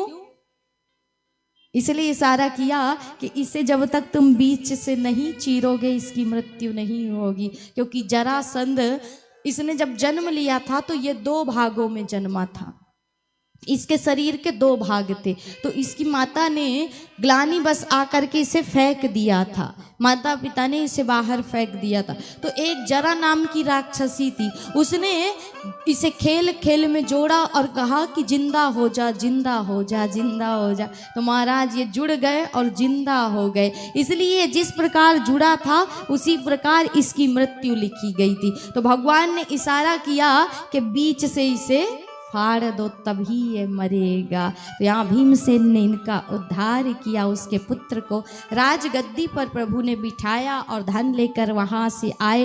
राजसु यज्ञ का शुभारंभ हुआ उस इंद्रप्रस्थ में। और यहाँ पर प्रश्न ये उठा कि सबसे पहले इस यज्ञ में पूजा का अधिकारी कौन है? तो महाराज यहीं पर सहदेव ने कह दिया कि कृष्ण से बड़ा अधिकारी कौन हो सकता है। शिशुपाल ने 101 गालियां दी तो भगवान ने उसका भी उद्धार कर दिया, उसकी ज्योति निकली, आत्म ज्योति, और भगवान में समाहित हो गई। अब यज्ञ कैसा भी हो सभी को कुछ न कुछ सहयोग अवश्य करना चाहिए, तभी यज्ञ सफल होता है। कोई ना कोई कार्य सभी को करना चाहिए महाराज, क्योंकि इसमें हमें भी तो पुण्य लाभ चाहिए ना, दूसरा करेगा तो हमारा कर्म थोड़े न बनेगा। इसलिए सब कोई ना कोई विभाग, कोई ना कोई कार्य लेते हैं। भगवान ने क्या लिया? यज्ञ मंडप में जितने लोग आते हैं भगवान सबके चरणों को धोते हैं और अपने सुंदर उसकारी कमरिया से पोंछते हैं, आगंतुकों का स्वागत करते हैं। उसी यज्ञ में दुर्योधन आया, पांडवों के महल को देखा। इन्हें एक महल मिला था, बड़ा ही मायावी महल था महाराज, मैं दानव के द्वारा। पांडवों को वो महल कैसा था? दुर्योधन जैसे ही आया तो उसको क्या दिखा? दरवाजा दीवार दिखती है, दीवार दरवाजा दिखता है। तो आंगन में पानी का, जल का आभास हो जाने से वहीं पर गिर पड़ा। द्रौपदी जी हंस गई कि अंधे का तो अंधा ही होता है। इसलिए हर समय हंसना भी नहीं चाहिए, बस मुख पर एक प्रसन्नता होनी चाहिए। हर समय ऐसे किसी को अपशब्द भी नहीं कहना चाहिए, किसी का उपहास में नहीं हंसना चाहिए, किसी का उपहास नहीं बनाना चाहिए महाराज। तो यही किया किसने? द्रौपदी ने। हंस गई कि अंधे का तो अंधा ही होता है। ऐसा ही किया था जिसकी कथा हमने कल बताई, तृणावर्त ने। ये भी एक सौराष्ट्र देश का विद्याधर नामक राजा था महाराज। इसने भी क्या किया था? ये बहुत सुंदर था, अपनी सुंदरता पर इसको इतना अभिमान था, अहंकार था कि दुर्वासा जी को देख करके इसने हंस दिया था। एक बार हंस दिया संत को देख करके महाराज, और उन्हीं ने क्रोध में आकर के इसे श्राप दे दिया था कि तू राक्षस हो जाएगा, तुझे अपनी सुंदरता पर बहुत अभिमान है, तू राक्षस हो जाएगा। इसलिए व्यर्थ में किसी का उपहास नहीं करना चाहिए। हर जीव ईश्वर की इस सृष्टि में बनाई ईश्वर की एक कला है। सूरदास बाबा को जब देख करके लोग हंसते थे तो सूर बाबा क्या कहते थे कि रे मूर्ख, तू मुझ पे नहीं हंस रहा है, किस पे हंस रहा है? तू तो कुम्हार पे हंस रहा है, क्योंकि मैं तो मटका हूँ और बनाने वाला तो वो कुम्हार है। इसलिए तू मटके पे थोड़े हंस सकता है, बनाने का श्रेय तो कुम्हार को जाता है। तो हंसने का, तेरा जो उपहास करने का ये भाव है, ये उस ईश्वर पे जा रहा है। तू हंस तो उसी पे रहा। इसीलिए कभी व्यर्थ में हंसना नहीं, किसी का उपहास करके नहीं हंसना चाहिए। एक हंसी अलग होती है कि मुस्कान आपके चेहरे पर बनी रहे। भगवान ने कहा मेरी पूजा क्या है?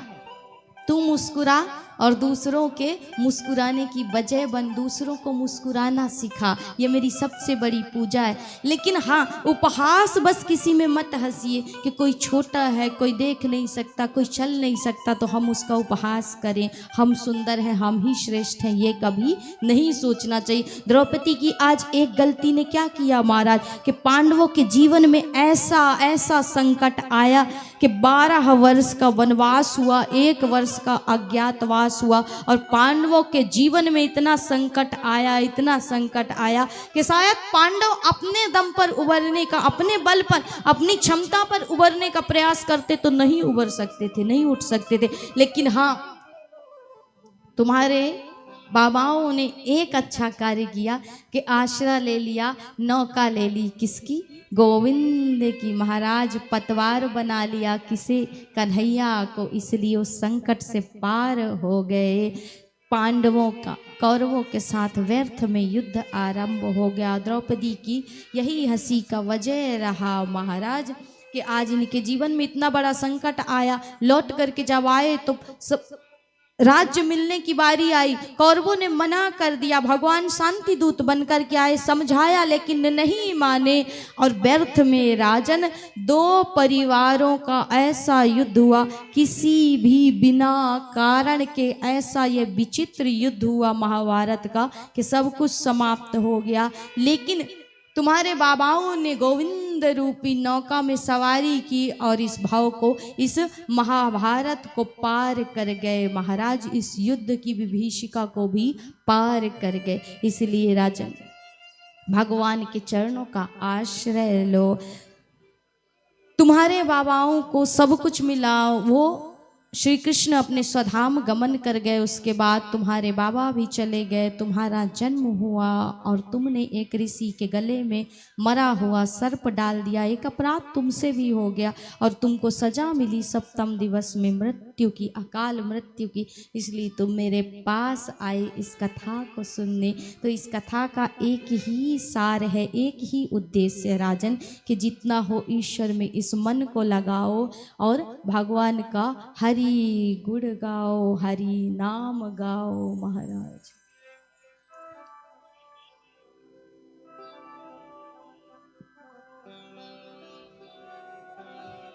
क्योंकि क्या है, ईश्वर ही सब कुछ है इस संसार में। भगवान स्वयं अभी उद्धव से बताएंगे कि इस सृष्टि में जो भी है मेरा है, और इस सृष्टि में जो भी हूं मैं ही हूं। तुम गीत हो, संगीत हो, मेरे सावरे मेरी प्रीत हो। तुम गीत हो, संगीत हो, मेरे सावरे मेरी प्रीत। तुम ही मेरा विश्वास, तुम साथी मेरे मीत हो। तुम गीत हो, संगीत हो, मेरे सावरे मेरी प्रीत हो। तुम गीत हो, संगीत हो, मेरे सावरे मेरी प्रीत हो।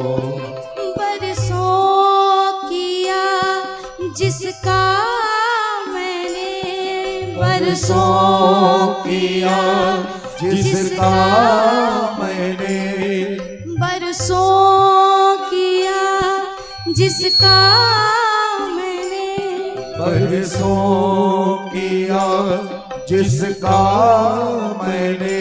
तुम वही इंतजार हो,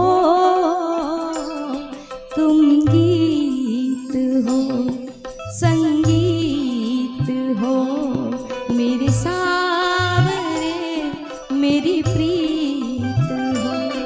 तुम गीत हो, संगीत हो, मेरे साथ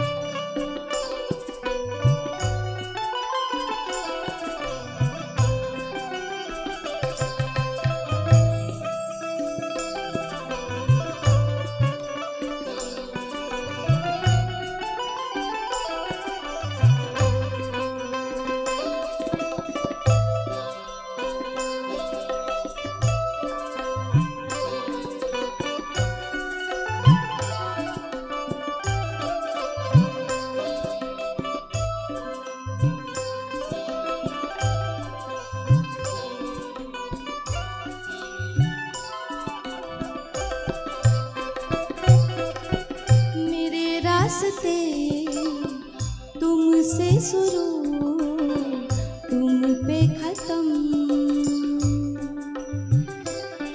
कि तुम में ही है मेरा जहां, मेरे रास्ते तुमसे शुरू तुम पे खत्म, कि तुम में ही है मेरा जहां, मेरी नजर में हो बसे मेरे सावरे, कि ढूंढने तुमको जाऊं कहाँ, मेरी नजर में हो बसे मेरे सावरे, कि ढूंढने तुमको जाऊं कहाँ। मेरी आस हो मेरी आस हो तुम मोहन मेरे पास हो, तुम गीत हो संगीत हो मेरे सावरे मेरी प्रीत हो, तुम गीत हो संगीत हो मेरे सावरे मेरे प्रीत हो।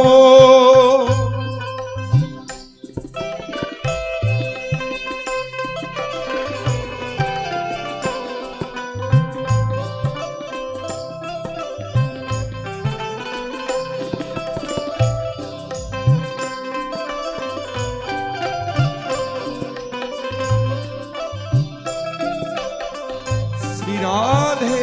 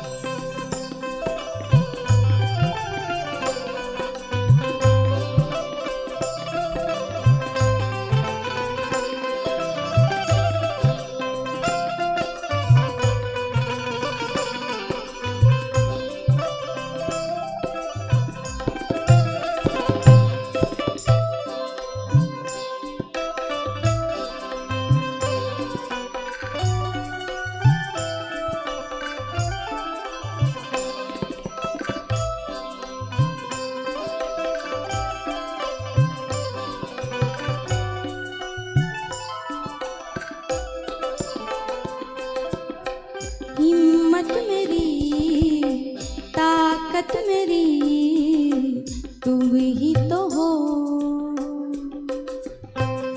कि ताकत मेरी तुम ही तो हो, कि तुम बिन मेरी हस्ती नहीं, हिम्मत मेरी ताकत मेरी तुम ही तो हो, कि तुम बिन मेरी हस्ती नहीं, हारे हुए को तुम ही ने कहा सावरा, कि जिंदगी इतनी सस्ती नहीं, हारे हुए को कहा सावरा, तुमने कहा कि जिंदगी इतनी सस्ती नहीं, मेरी सीख हो मेरी रीत हो मेरी हार भी और जीत, तुम गीत हो संगीत हो मेरे सावरे मेरी प्रीत हो। गीत हो संगीत हो मेरे सामने तुम प्रीत हो। महका गई जो मेरी जिंदगी तुम साथी वही मीत हो। तुम गीत हो संगीत हो मेरे सावरे मेरी प्रीत हो। तुम गीत हो संगीत हो मेरे सावरे मेरी प्रीत हो। तुम गीत हो संगीत हो मेरे सावरे मेरी प्रीत हो। तुम गीत हो संगीत हो मेरे सामने मेरी प्रीत हो। तुम गीत हो संगीत हो मेरे सावरे मेरी प्रीत हो। तुम गीत हो संगीत हो मेरे सामने मेरी प्रीत हो। मेरे सावरे मेरी प्रीत हो। मेरे सामने तुम प्रीत हो। मेरे सावरे मेरी प्रीत हो। मेरे सामने मेरी प्रीत हो। इसलिए कहा महाराज कि लाख दुखों की एक दवाई, लाख दुखों की एक दवाई, वो है मेरे कृष्ण कन्हाई। संसार में जो भी हूँ मैं ही हूँ और मुझसे ही है। इसलिए राजन विश्वास बांधो और विश्वास से उन पर समर्पित हो जाओ अपने बाबाओं की तरह। तुम्हारे बाबाओं ने सिर्फ विश्वास रूपी उस नौका में ही ईश्वर की सवारी की और आज महाभारत रूपी विकराल उस नदी से भी, उस भाव से भी पार हो गए। मैं तुम्हें उसी ईश्वर के एक करुणा की कथा सुनाता हूँ कि कितना कृपालु, कितना दयालु है वो ईश्वर। यदि विश्वास से संबंध जोड़ करके उसमें समर्पित हो जाओ तो किस प्रकार उठा करके वो हृदय से लगा लेता है। उन्हीं के बचपन के सखा थे ना सुदामा जी महाराज। जगत जानता है जिन्हें महाराज कि जिनके जीवन में इतनी गरीबी, लोगों का मानना है कि सुदामा गरीब थे, लेकिन हम कहते हैं, संत कहते हैं कि सुदामा गरीब नहीं थे। क्यों नहीं थे? क्योंकि आप गरीबी किसे मानते हो? भौतिक सुविधाएं ना हो, भौतिक सुख ना हो, आपके लिए वो गरीबी हो। पहनने के लिए सोना चांदी ना हो, तन को ढकने के लिए अच्छे अच्छे वस्त्र ना हो महाराज, तो क्या उसे आप गरीबी मानते हो? बोले सुदामा जी गरीब हैं, लेकिन किसके प्रति गरीब हैं सुदामा जी? ऐसा नहीं है, भौतिक सुखों के प्रति नहीं। सुदामा जी के पास, हमारे पास क्या है सांसारिक के पास? नाशवंत सुख है, लेकिन सुदामा के पास क्या था राजन?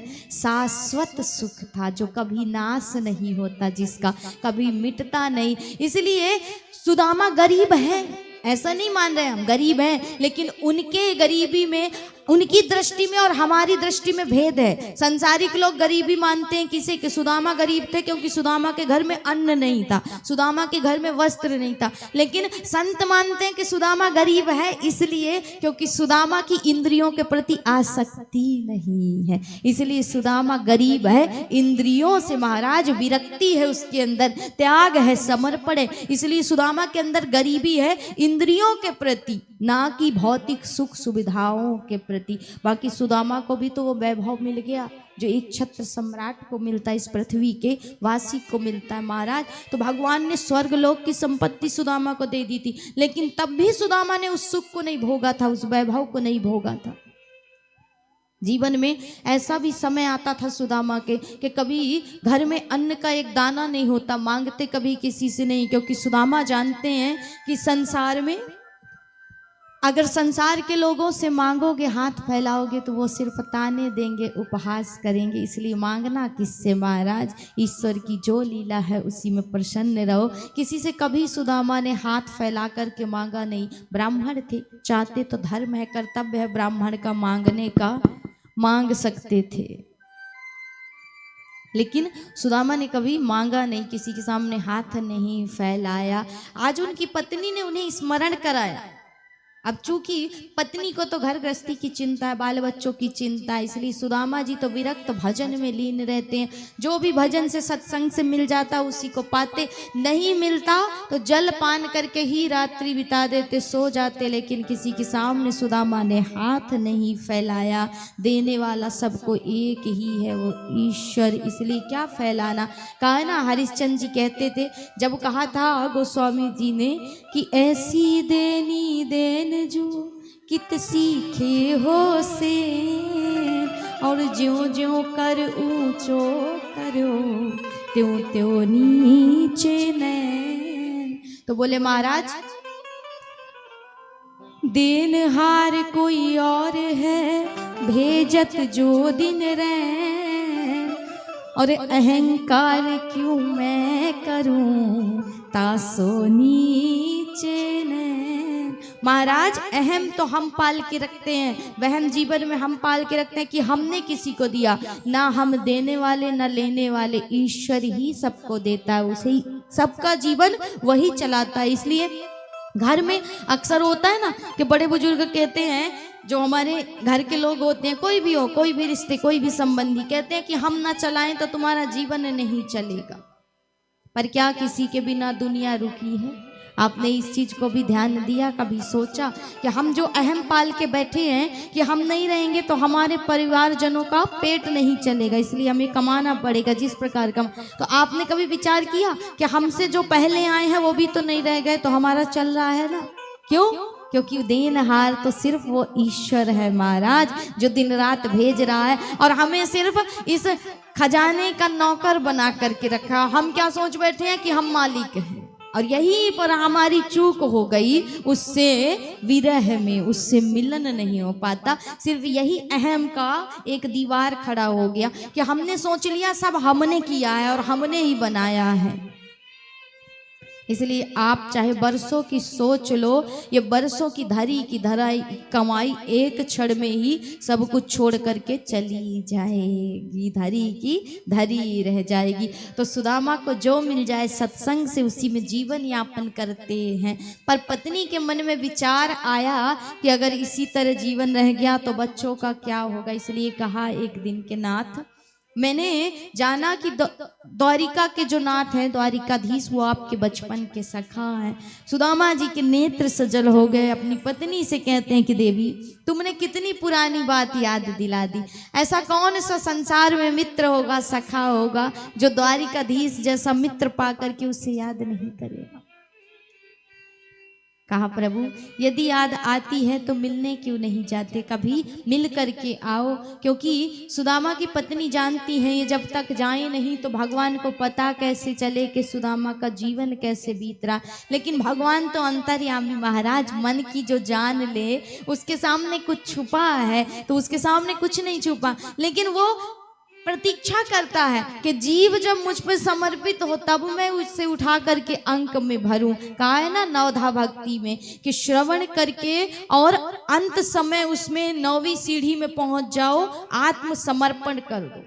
जब आत्मसमर्पण होगा तो वही ईश्वर उठा करके तुम्हारे सुख दुख योग क्षेम सब कुछ वहन करेगा, वो परमात्मा है। इसलिए जब तक जाए नहीं तो पता कैसे चले। तो यहाँ पर सुदामा जी की पत्नी सुशीला जी कहती हैं कि प्रभु बात ऐसी है, आप एक बार मिल करके आइए द्वारिका नाथ से। तो कहा कि देवी, तुम्हें तो ये बात पता है ना कि मेरे पास कुछ है नहीं देने के लिए, और मित्र के और गुरु के घर कभी खाली हाथ नहीं जाया जाता, इसलिए लेकर के क्या जाऊं, कुछ है ही नहीं अपना कहने को। तो क्या प्रभु आप नहीं जाओगे? यहाँ पर सुशीला जी कहती है कि देखिए, यदि पति मन से कोई कर्म करता है तो पत्नी को उसमें कोई फायदा नहीं, लाभ नहीं, उसमें सिर्फ आपको होगा। लेकिन यदि सशरीर कोई सत्कर्म करता है तो उसमें पत्नी को भी लाभ होता है, उसको भी पुण्य फल मिलता है। तो एक बार आप इस शरीर से जाइए और भगवान से मिल के आइए। लेकिन कैसे जाऊं, क्या लेकर के जाऊं? तो सुशीला जी कहती हैं उसकी व्यवस्था मैं करती हूँ, आप स्नान करके आइए। यहाँ सुदामा जी गए स्नान करने के लिए। सुशीला महारानी ने क्या किया कि 5 घरों से 5 मुट्ठी चावल मांग करके लाई महाराज, इसलिए कि भगवान जब पूछेंगे मेरे स्वामी से कि कैसे हैं सुदामा जी, कहिए, तो सुदामा जी यही कहेंगे कि संसार में मुझ समान कोई सुखी नहीं दूसरा महाराज। इसलिए इन्होंने 5 मुट्ठी चावल एकत्रित की कि जब भगवान इस चावल को देखेंगे तो स्वयं समझ जाएंगे कि सुदामा का अपने घर में कहने को अन्न का एक दाना अपना नहीं है। और उस चावल को बांधा भी तो किसमें, एक ऐसे कपड़े में जो कई जगह से फटा हुआ और जिसमें जोड़ लगी हुई थी महाराज, बलिष्ठ था वो कपड़ा, उसमें बांधा, उस पोटली को दिया। अब सुदामा जी निकल पड़े हैं भगवान की उस छवि की लालसा में, इच्छा में, भगवान की खोज में महाराज। सुदामा जी जाना चाहते थे द्वारिका। सूखा सा शरीर है, लकड़ी का सहारा लेकर के चलते हैं, तन में कुछ भी नहीं, एक फटी धोती धारण कर रखी है, सिर्फ मन में श्रद्धा है, विश्वास है और आस है। भगवान की खोज में निकल पड़े, उसी आस उसी विश्वास को लेकर के। जाना तो द्वारिका था, लेकिन यहाँ वहाँ बेचारे भटक रहे हैं, कभी काशी पहुँच गए, कभी बनारस पहुँच गए, कभी वृंदावन, कभी मथुरा। मार्ग में एक नदी पड़ी तो भगवान ने सोचा कि भक्त ने जब कदम बढ़ाया है तो ईश्वर ने कहा है कि तुम मेरे लिए 1 कदम बढ़ाओगे तो मैं तुम्हारे लिए 1000 कदम बढ़ाऊंगा।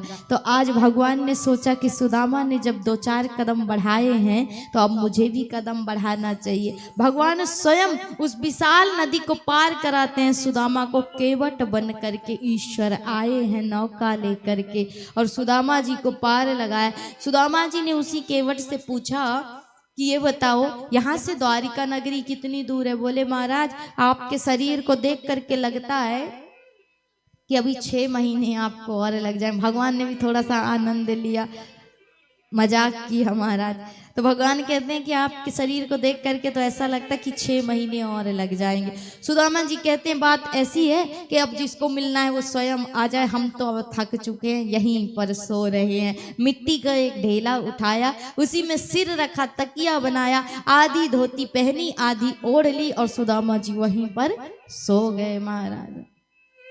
अब जैसे सुदामा जी की आंख खुली तो देखते हैं कि सोए तो नदी के किनारे थे, लेकिन महाराज आंख खुली तो द्वारिका के दर्शन हो रहे हैं। यही है ईश्वर की लीला, यही है प्रभु की माया कि भक्त यदि 2-4 कदम बढ़ा ले तो ईश्वर स्वयं दौड़ करके चला आता। आज द्वारिका नगरी को ही भगवान ने उसी समुद्र के किनारे ला दिया, सुदामा को सीधे उस द्वारिका में पहुंचा दिया महाराज। सुदामा के नेत्र खुले, नेत्र जैसे ही खुले तो देखा कि जय श्री कृष्ण नाम की ध्वनि गूंज रही उस नगर में। बड़े बड़े भोग प्रसाद लगाए जा रहे हैं। बारे हरि तेरी लीला अनंत, इसीलिए तो तू करुणाधारी है, लीलाधारी है। भगवान को सुंदर हृदय में बिठा करके आगे बढ़ रहे हैं। जाकर के पूछा कि महाराज ये कौन सी नगरी है? बोले हमारे द्वारिकाधीश की द्वारिका नगरी है। सुदामा जी सीधे भगवान के महल के द्वार पर पहुंचते हैं। द्वारपाल खड़े हुए थे, द्वारपालों से जाकर के जय श्री कृष्ण किया, प्रणाम किया। द्वारपालों ने भी सुदामा जी का सुंदर संबोधन किया। अब लोग कहते हैं गाना बन गया है तो लोगों को लगता है कि द्वारपालों ने अभद्रता की थी, लेकिन ऐसा नहीं है महाराज। जो द्वारिकाधीश के द्वारपाल हों वो किसी के साथ गलत शब्द का प्रयोग कभी कर ही नहीं सकते, वो भी एक ब्राह्मण का अपमान। इतना ज्ञान तो उनको भी था। इसलिए द्वारपालों ने कहा कि कहिए महाराज कहाँ से आगमन हुआ, कौन है आप, अपना परिचय दें।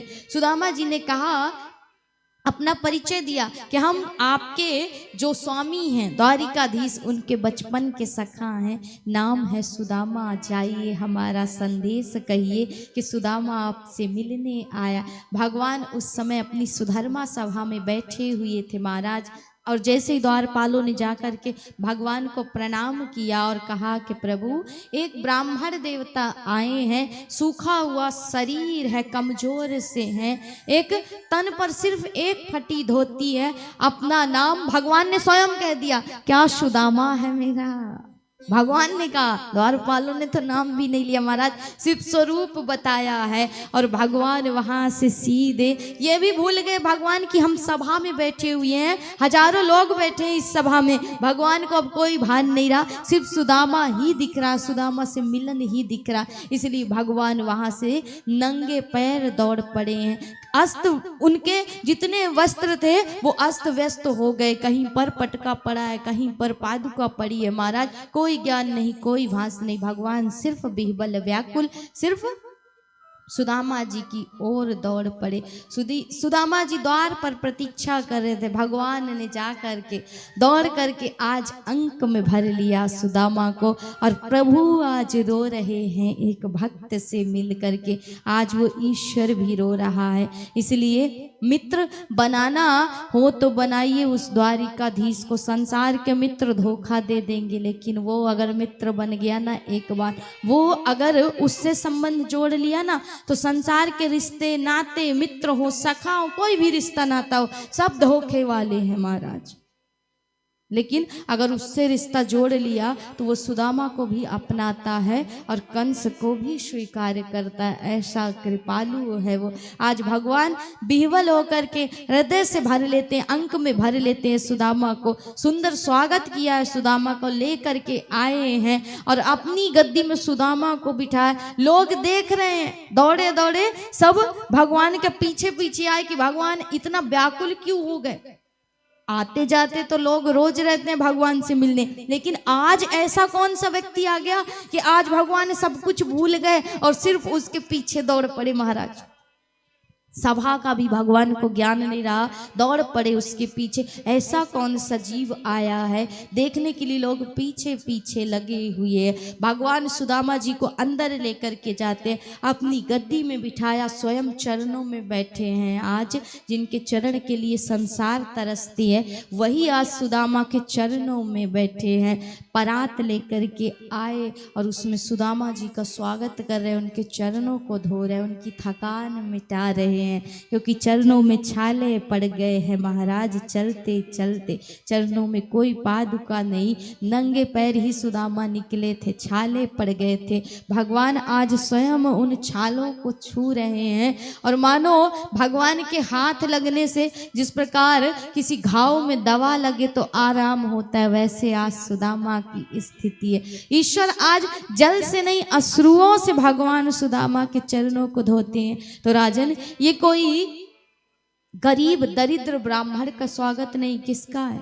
उस जीव का स्वागत है जिसने जीवन में त्याग किया, समर्पण किया। सुदामा ने अपने जीवन में सिर्फ त्याग ही सीखा। सुदामा के पास कुछ भी नहीं, स्थिति इतनी खराब, फिर भी भजन नहीं छोड़ा, नाम सुमिरन नहीं छोड़ा, क्योंकि सुदामा मानते थे संसार के लिए हीरे मोती सोना चांदी ये धन है, मेरे लिए सिर्फ राम का नाम धन है, गोविंद का नाम धन है। तो आज राजन, सुदामा का स्वागत नहीं है, उस हर जीव का स्वागत है। उस हर जीव को भगवान ऐसे ही स्वीकार करते हैं। इसलिए भगवान ने बताया है सुदामा के माध्यम से कि जिसने अपने जीवन में त्याग किया, जिसने अपने जीवन में धैर्य धारण किया, जिसने समर्पण किया, उसका स्वागत ईश्वर स्वयं करता है और भगवान अपने ही अश्रुओं से उसके चरण धोते हैं। वही त्यागी भगवान को प्रिय है महाराज। सुदामा जी का स्वागत किया, भोजन प्रसाद कराया, अपनी रानियों को बुलाया, अपने बालकों को बुलाया, सुदामा जी को प्रणाम कराने लगे। सुदामा जी को जब रानियां प्रणाम करने लगी तो सुदामा जी बेचारे पहले तो बड़े लंबे लंबे आशीर्वाद दे, लेकिन सुदामा जी को कहा, पता महाराज की यहाँ तो लाइन लगी हुई है। कमजोर ब्राह्मण बेचारा, सूखा हुआ शरीर था, इसलिए आशीर्वाद देवे। 2-4 है गई, 10 है गई महाराज। तो फिर कन्हैया से कहा कि कन्हैया, जे सबरी घर की है, लाला के बाहर ते बुला लाई है। बोले सुदामा जी, जे तो घर की ही है सबरी। बोले इतनी सारी लाला, तैने इतने ब्याह की मोको आमंत्रित भी ना कियो, तू तो मुझे भूल ही गया। भगवान कहते हैं कि सुदामा जी बात ऐसी है, अपने विवाह का हमें खुद आमंत्रण नहीं मिला, हमें खुद नहीं पता कैसे हमारे ब्याह हो गए, तो हम आपको क्या आमंत्रित करते। ये सब छोड़िए, ये बताइए कि आपने ब्याह किया कि नहीं। बोले किया है, ज़्यादा तो नहीं किए तेरी तरह, एक ही किया है, सुशीला नाम है पत्नी का। तो भाभी जी हैं तो हमारे लिए कुछ भेजा तो होगा ना। आप सुदामा जी बेचारे संकोच करें कि इस भरी सभा में इस फटे से कपड़े में बंधे हुए ये चावल के टुकड़े इसे कैसे दे दूं, जो 56 भोग पाता है, जो माखन से मिश्री से भी, माखन से भी, उस चंदा से भी कोमल है, उसे ये चावल दे दूं, वो भी कच्चे महाराज। इसलिए सुदामा जी को संकोच हो रहा, तो भगवान कहते हैं कि पत्रम पुष्पम फलम तोयम यो में भक्त्या पृच्छति। सुदामा जी कोई प्रेम से मुझे यदि फूल पुष्प अक्षत भी समर्पित कर देता है तो मैं स्वीकार कर लेता हूँ, धन का मैं इच्छुक नहीं हूँ। क्यों? क्योंकि भगवान स्वयं उस धन को देने वाले हैं, तो उसे धन दे करके क्या करोगे महाराज, वो स्वयं इसको बनाने वाले हैं, तो वो क्या लेंगे आपसे। इसलिए कहा कि यदि मुझे कोई प्रेम से पत्र पुष्प भी दे दे तो मैं उसे स्वीकार कर लेता हूं। और आपकी तो दाहिनी बगल उठ रही है महाराज, मतलब भाभी जी ने हमारे लिए जरूर कुछ भेजा।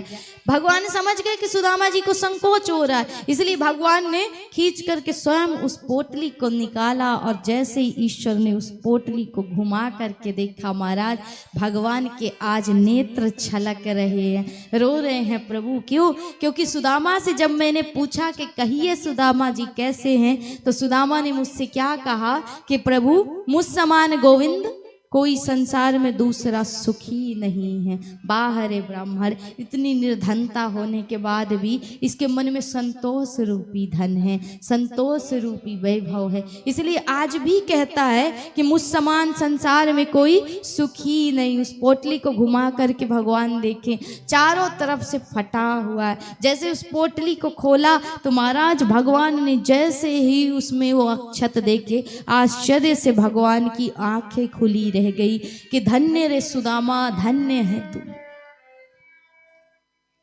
जिसके घर में स्वयं के पाने को एक दाना नहीं है, वो कह रहा है कि मुझ समान संसार में कोई सुखी नहीं है। यही है वो सुदामा महाराज जिसने अपने त्याग से, अपने इसी समर्पण से ईश्वर को प्राप्त किया। भगवान ने एक मुट्ठी चावल ली और जैसे ही मुख में धारण किया तो भगवान ने मुख में धारण करते ही सबसे पहले संकल्प लिया कि आज से स्वर्ग लोक की संपत्ति मैं सुदामा को प्रदान करता हूँ। दूसरी मुट्ठी ली और कहा कि इस पृथ्वी की एक छत्र सम्राट को जो वैभव मिलता है वो आज से मैं सुदामा को प्रदान करता हूँ। तभी कहते हैं ना कि यदि देने पे आए तो 2 मुट्ठी चावल में तो पूरा स्वर्ग लोक दे देता, और लेने पे आए तो 3 पग में सब कुछ छीन लेता है। तो उसकी माया को कौन जाने। तीसरी मुट्ठी डालने वाले थे, रोक दिया रुक्मणी मैया ने कि इतना मत खाइए, पेट दुखेगा। इशारे से कहना चाहती है कि अब बचा क्या है, मैं ही तो बची हूँ, मुझे भी दे दोगे क्या, सिर्फ लक्ष्मी ही बची है आपके पास तो उसे भी दे दोगे क्या, इसलिए नहीं पाई। सुदामा जी रुके कुछ समय, फिर कहा कन्हैया अब जाना चाहूं अपने कुटिया की ओर वापस। सुदामा जी जिस प्रकार गए थे उसी प्रकार भगवान से मिल करके जब लौटे तो जितना समय जाने में लगा उतना समय ही आने में लगा। और जब लौट करके सुदामा जी आए तो अब प्रभु के वही 2 मुट्ठी चावल का असर देखिए महाराज, कि कुटिया नहीं आज तो वो सुदामा नगरी बन चुकी थी, विशाल महल खड़ा था। सुदामा के उसी त्याग का परिणाम था। ईश्वर ने इतना दिया कि सुदामा शायद इतना कभी नहीं पाते। उस वैभव को देखा, उस महल को देखा, सुदामा जी कहते हैं कि मेरे लिए ये व्यर्थ है, वहां से जाने लगे। सुशीला जी निकल करके आई, सुशीला जी को देख करके कहा कि देवी ये वैभव कैसा, ये सुख कैसा। बोले आपके द्वारिकाधीश की कृपा है, तुम्हें ये सुख चाहिए तुम इसे भोगो, लेकिन मेरे लिए तो वही सुख सबसे बड़ा सुख है, मेरे गोविंद का नाम। क्योंकि इस सुख को पा करके जीव इतना रम जाता है इन भोगों में, इन आसक्तियों में, इन रुपये पैसों में महाराज के ईश्वर को भूल जाता है। इसलिए मेरे लिए तो सबसे बड़ा सुख है मेरा गोविंद का नाम। तुम्हें ये सुख चाहिए, तुम इस सुख को ले लो, मैं तो कहीं झोपड़ी बना करके आज भी भजन ही करूँगा। दोनों जाने लगे। सुशीला ने कहा कि जहाँ आप नहीं वहाँ मैं क्या करूँगी महाराज, तो इस वैभव को लेकर के मैं भी क्या करूँगी, आपके साथ ही मेरा स्वर्ग है महाराज। इसलिए दोनों जब जाने लगे तो भगवान ने पीछे से आवाज़ लगाई कि सुदामा जी ठहरिए तो सही, हमसे भी तो पूछ लो कुछ। सुदामा जी जैसे ही मुड़ करके देखते हैं तो भगवान ने आवाज़ लगाई। भगवान पीछे बैठे हुए हैं। भगवान ने कहा कि सुदामा जी थोड़ा ठहरिए, रुकिए, हमारी भी सुन लीजिए। सुदामा जी कहते हैं कि लाला तूने मेरे को क्यों ये वैभव दिया, क्या करूंगा इस वैभव को लेकर के, थोड़ी सी सुख थोड़ी सी सुविधा पा करके जीव तुझे भूल जाता है। तू मुझे इतना बड़ा वैभव दे रहा है, तेरा नाम सुमिरन भूल जाऊंगा, मैं इस माया में फंस जाऊंगा, फिर क्या होगा, वही दुर्गति होगी कि जैसे आया वैसे ही चला जाऊंगा और भटकता रहूंगा इस संसार में। इसलिए नहीं चाहिए मुझे ये वैभव। भगवान कहते हैं कि सुदामा जी ये वैभव मैंने आपको नहीं दिया है, आप इसके मालिक नहीं हो, सिर्फ आप ये समझ लो कि आपको मैं इसका एक देखभाल करने वाला बना रहा हूँ। इससे आप प्रजा का कल्याण करिए, आपको नहीं भोगना है, आप इससे प्रजा का कल्याण करिए, जगत का कल्याण करिए। ये वैभव मैं आपको वचन देता हूँ कि कभी आपके अंदर अहंकार नहीं आने देगा, आप पर माया का असर नहीं होने देगा। भगवान के कहे पर सुदामा जी ने उस वैभव को स्वीकार तो किया महाराज, लेकिन कहा जाता है कि सुदामा जी ने अनंत वर्षों तक तप किया और महाराज उस वैभव से समाज का प्रजा का कल्याण किया, लेकिन अपने जीवन में कभी उसका प्रयोग नहीं किया। इसलिए सुदामा को इतना बड़ा साम्राज्य मिलने के बाद भी अहंकार नहीं आया और उसी भांति वो तपस्या करते, उसी भांति भजन करते जिस भांति पहले करते थे। तो निरंतर हरि सुमिरण से ही ये संभव है कि हर जीव वही सुदामा है महाराज। लेकिन हमने माना है कि हमारे जीवन में थोड़ी सी गरीबी आई, सुख सुविधाएं नहीं मिली। कहा ना दो चीजें हैं, एक है आवश्यकता, एक है इच्छा। तो सिर्फ आवश्यकताओं को भोगिए तो भगवान में मन लगेगा, और यदि इच्छाओं में फंस जाओगे तो इच्छा माया में फंसाने वाली है, क्योंकि इच्छाओं का कोई अंत नहीं है, आवश्यकताओं का अंत है। जितना आवश्यक हो उतना ही हमें जीवन में उन चीज़ों को चाह रखनी है, अनंत इच्छाएं नहीं करनी है, क्योंकि इच्छा एक के बाद एक बढ़ती जाती है और व्यर्थ की इच्छा होती है महाराज। तो यदि जिसने आवश्यकताओं में जीवन को जिया, सिर्फ मुझे यदि एक वस्त्र से मेरा काम चल रहा है, दो वस्त्र से मेरा काम चल रहा है, तो महाराज 1000 वस्त्र जोड़ने की क्या आवश्यकता, कोई आवश्यकता है नहीं है। एक छोटे से घर से भी काम चल रहा है तो 1000 बंगले बनाने की आवश्यकता है। वो बंगले बनाते बनाते अपने ही इस बंगले को क्षति पहुंचा रहे हो, फिर ये बंगला ढह जाएगा और इसमें जो पंछी बैठा है उसका क्या होगा। कि पिंजरे के पंछी रे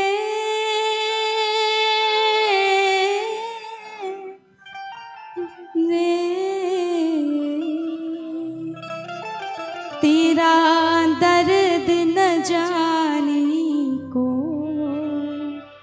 तेरा दर्द न जाने को, पिंजरे के पंछी रे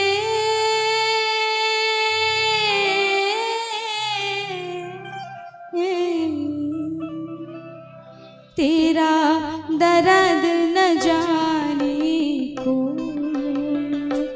तेरा दर्द पिंजरे के पंछी रे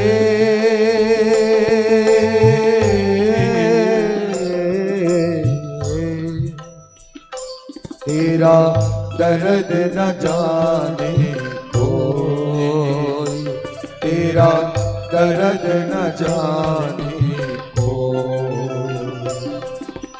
बाहर से खाओ सहे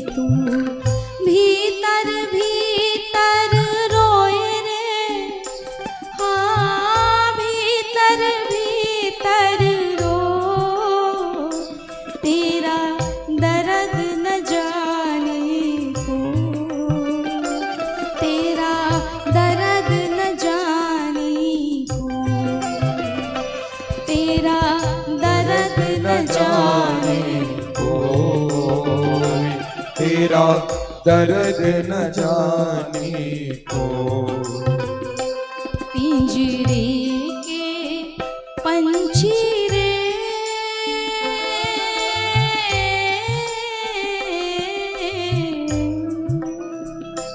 तेरा दर्द न जाने को,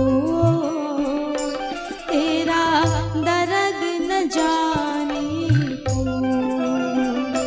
तेरा दर्द न जाने को, तेरा दर्द न जाने को।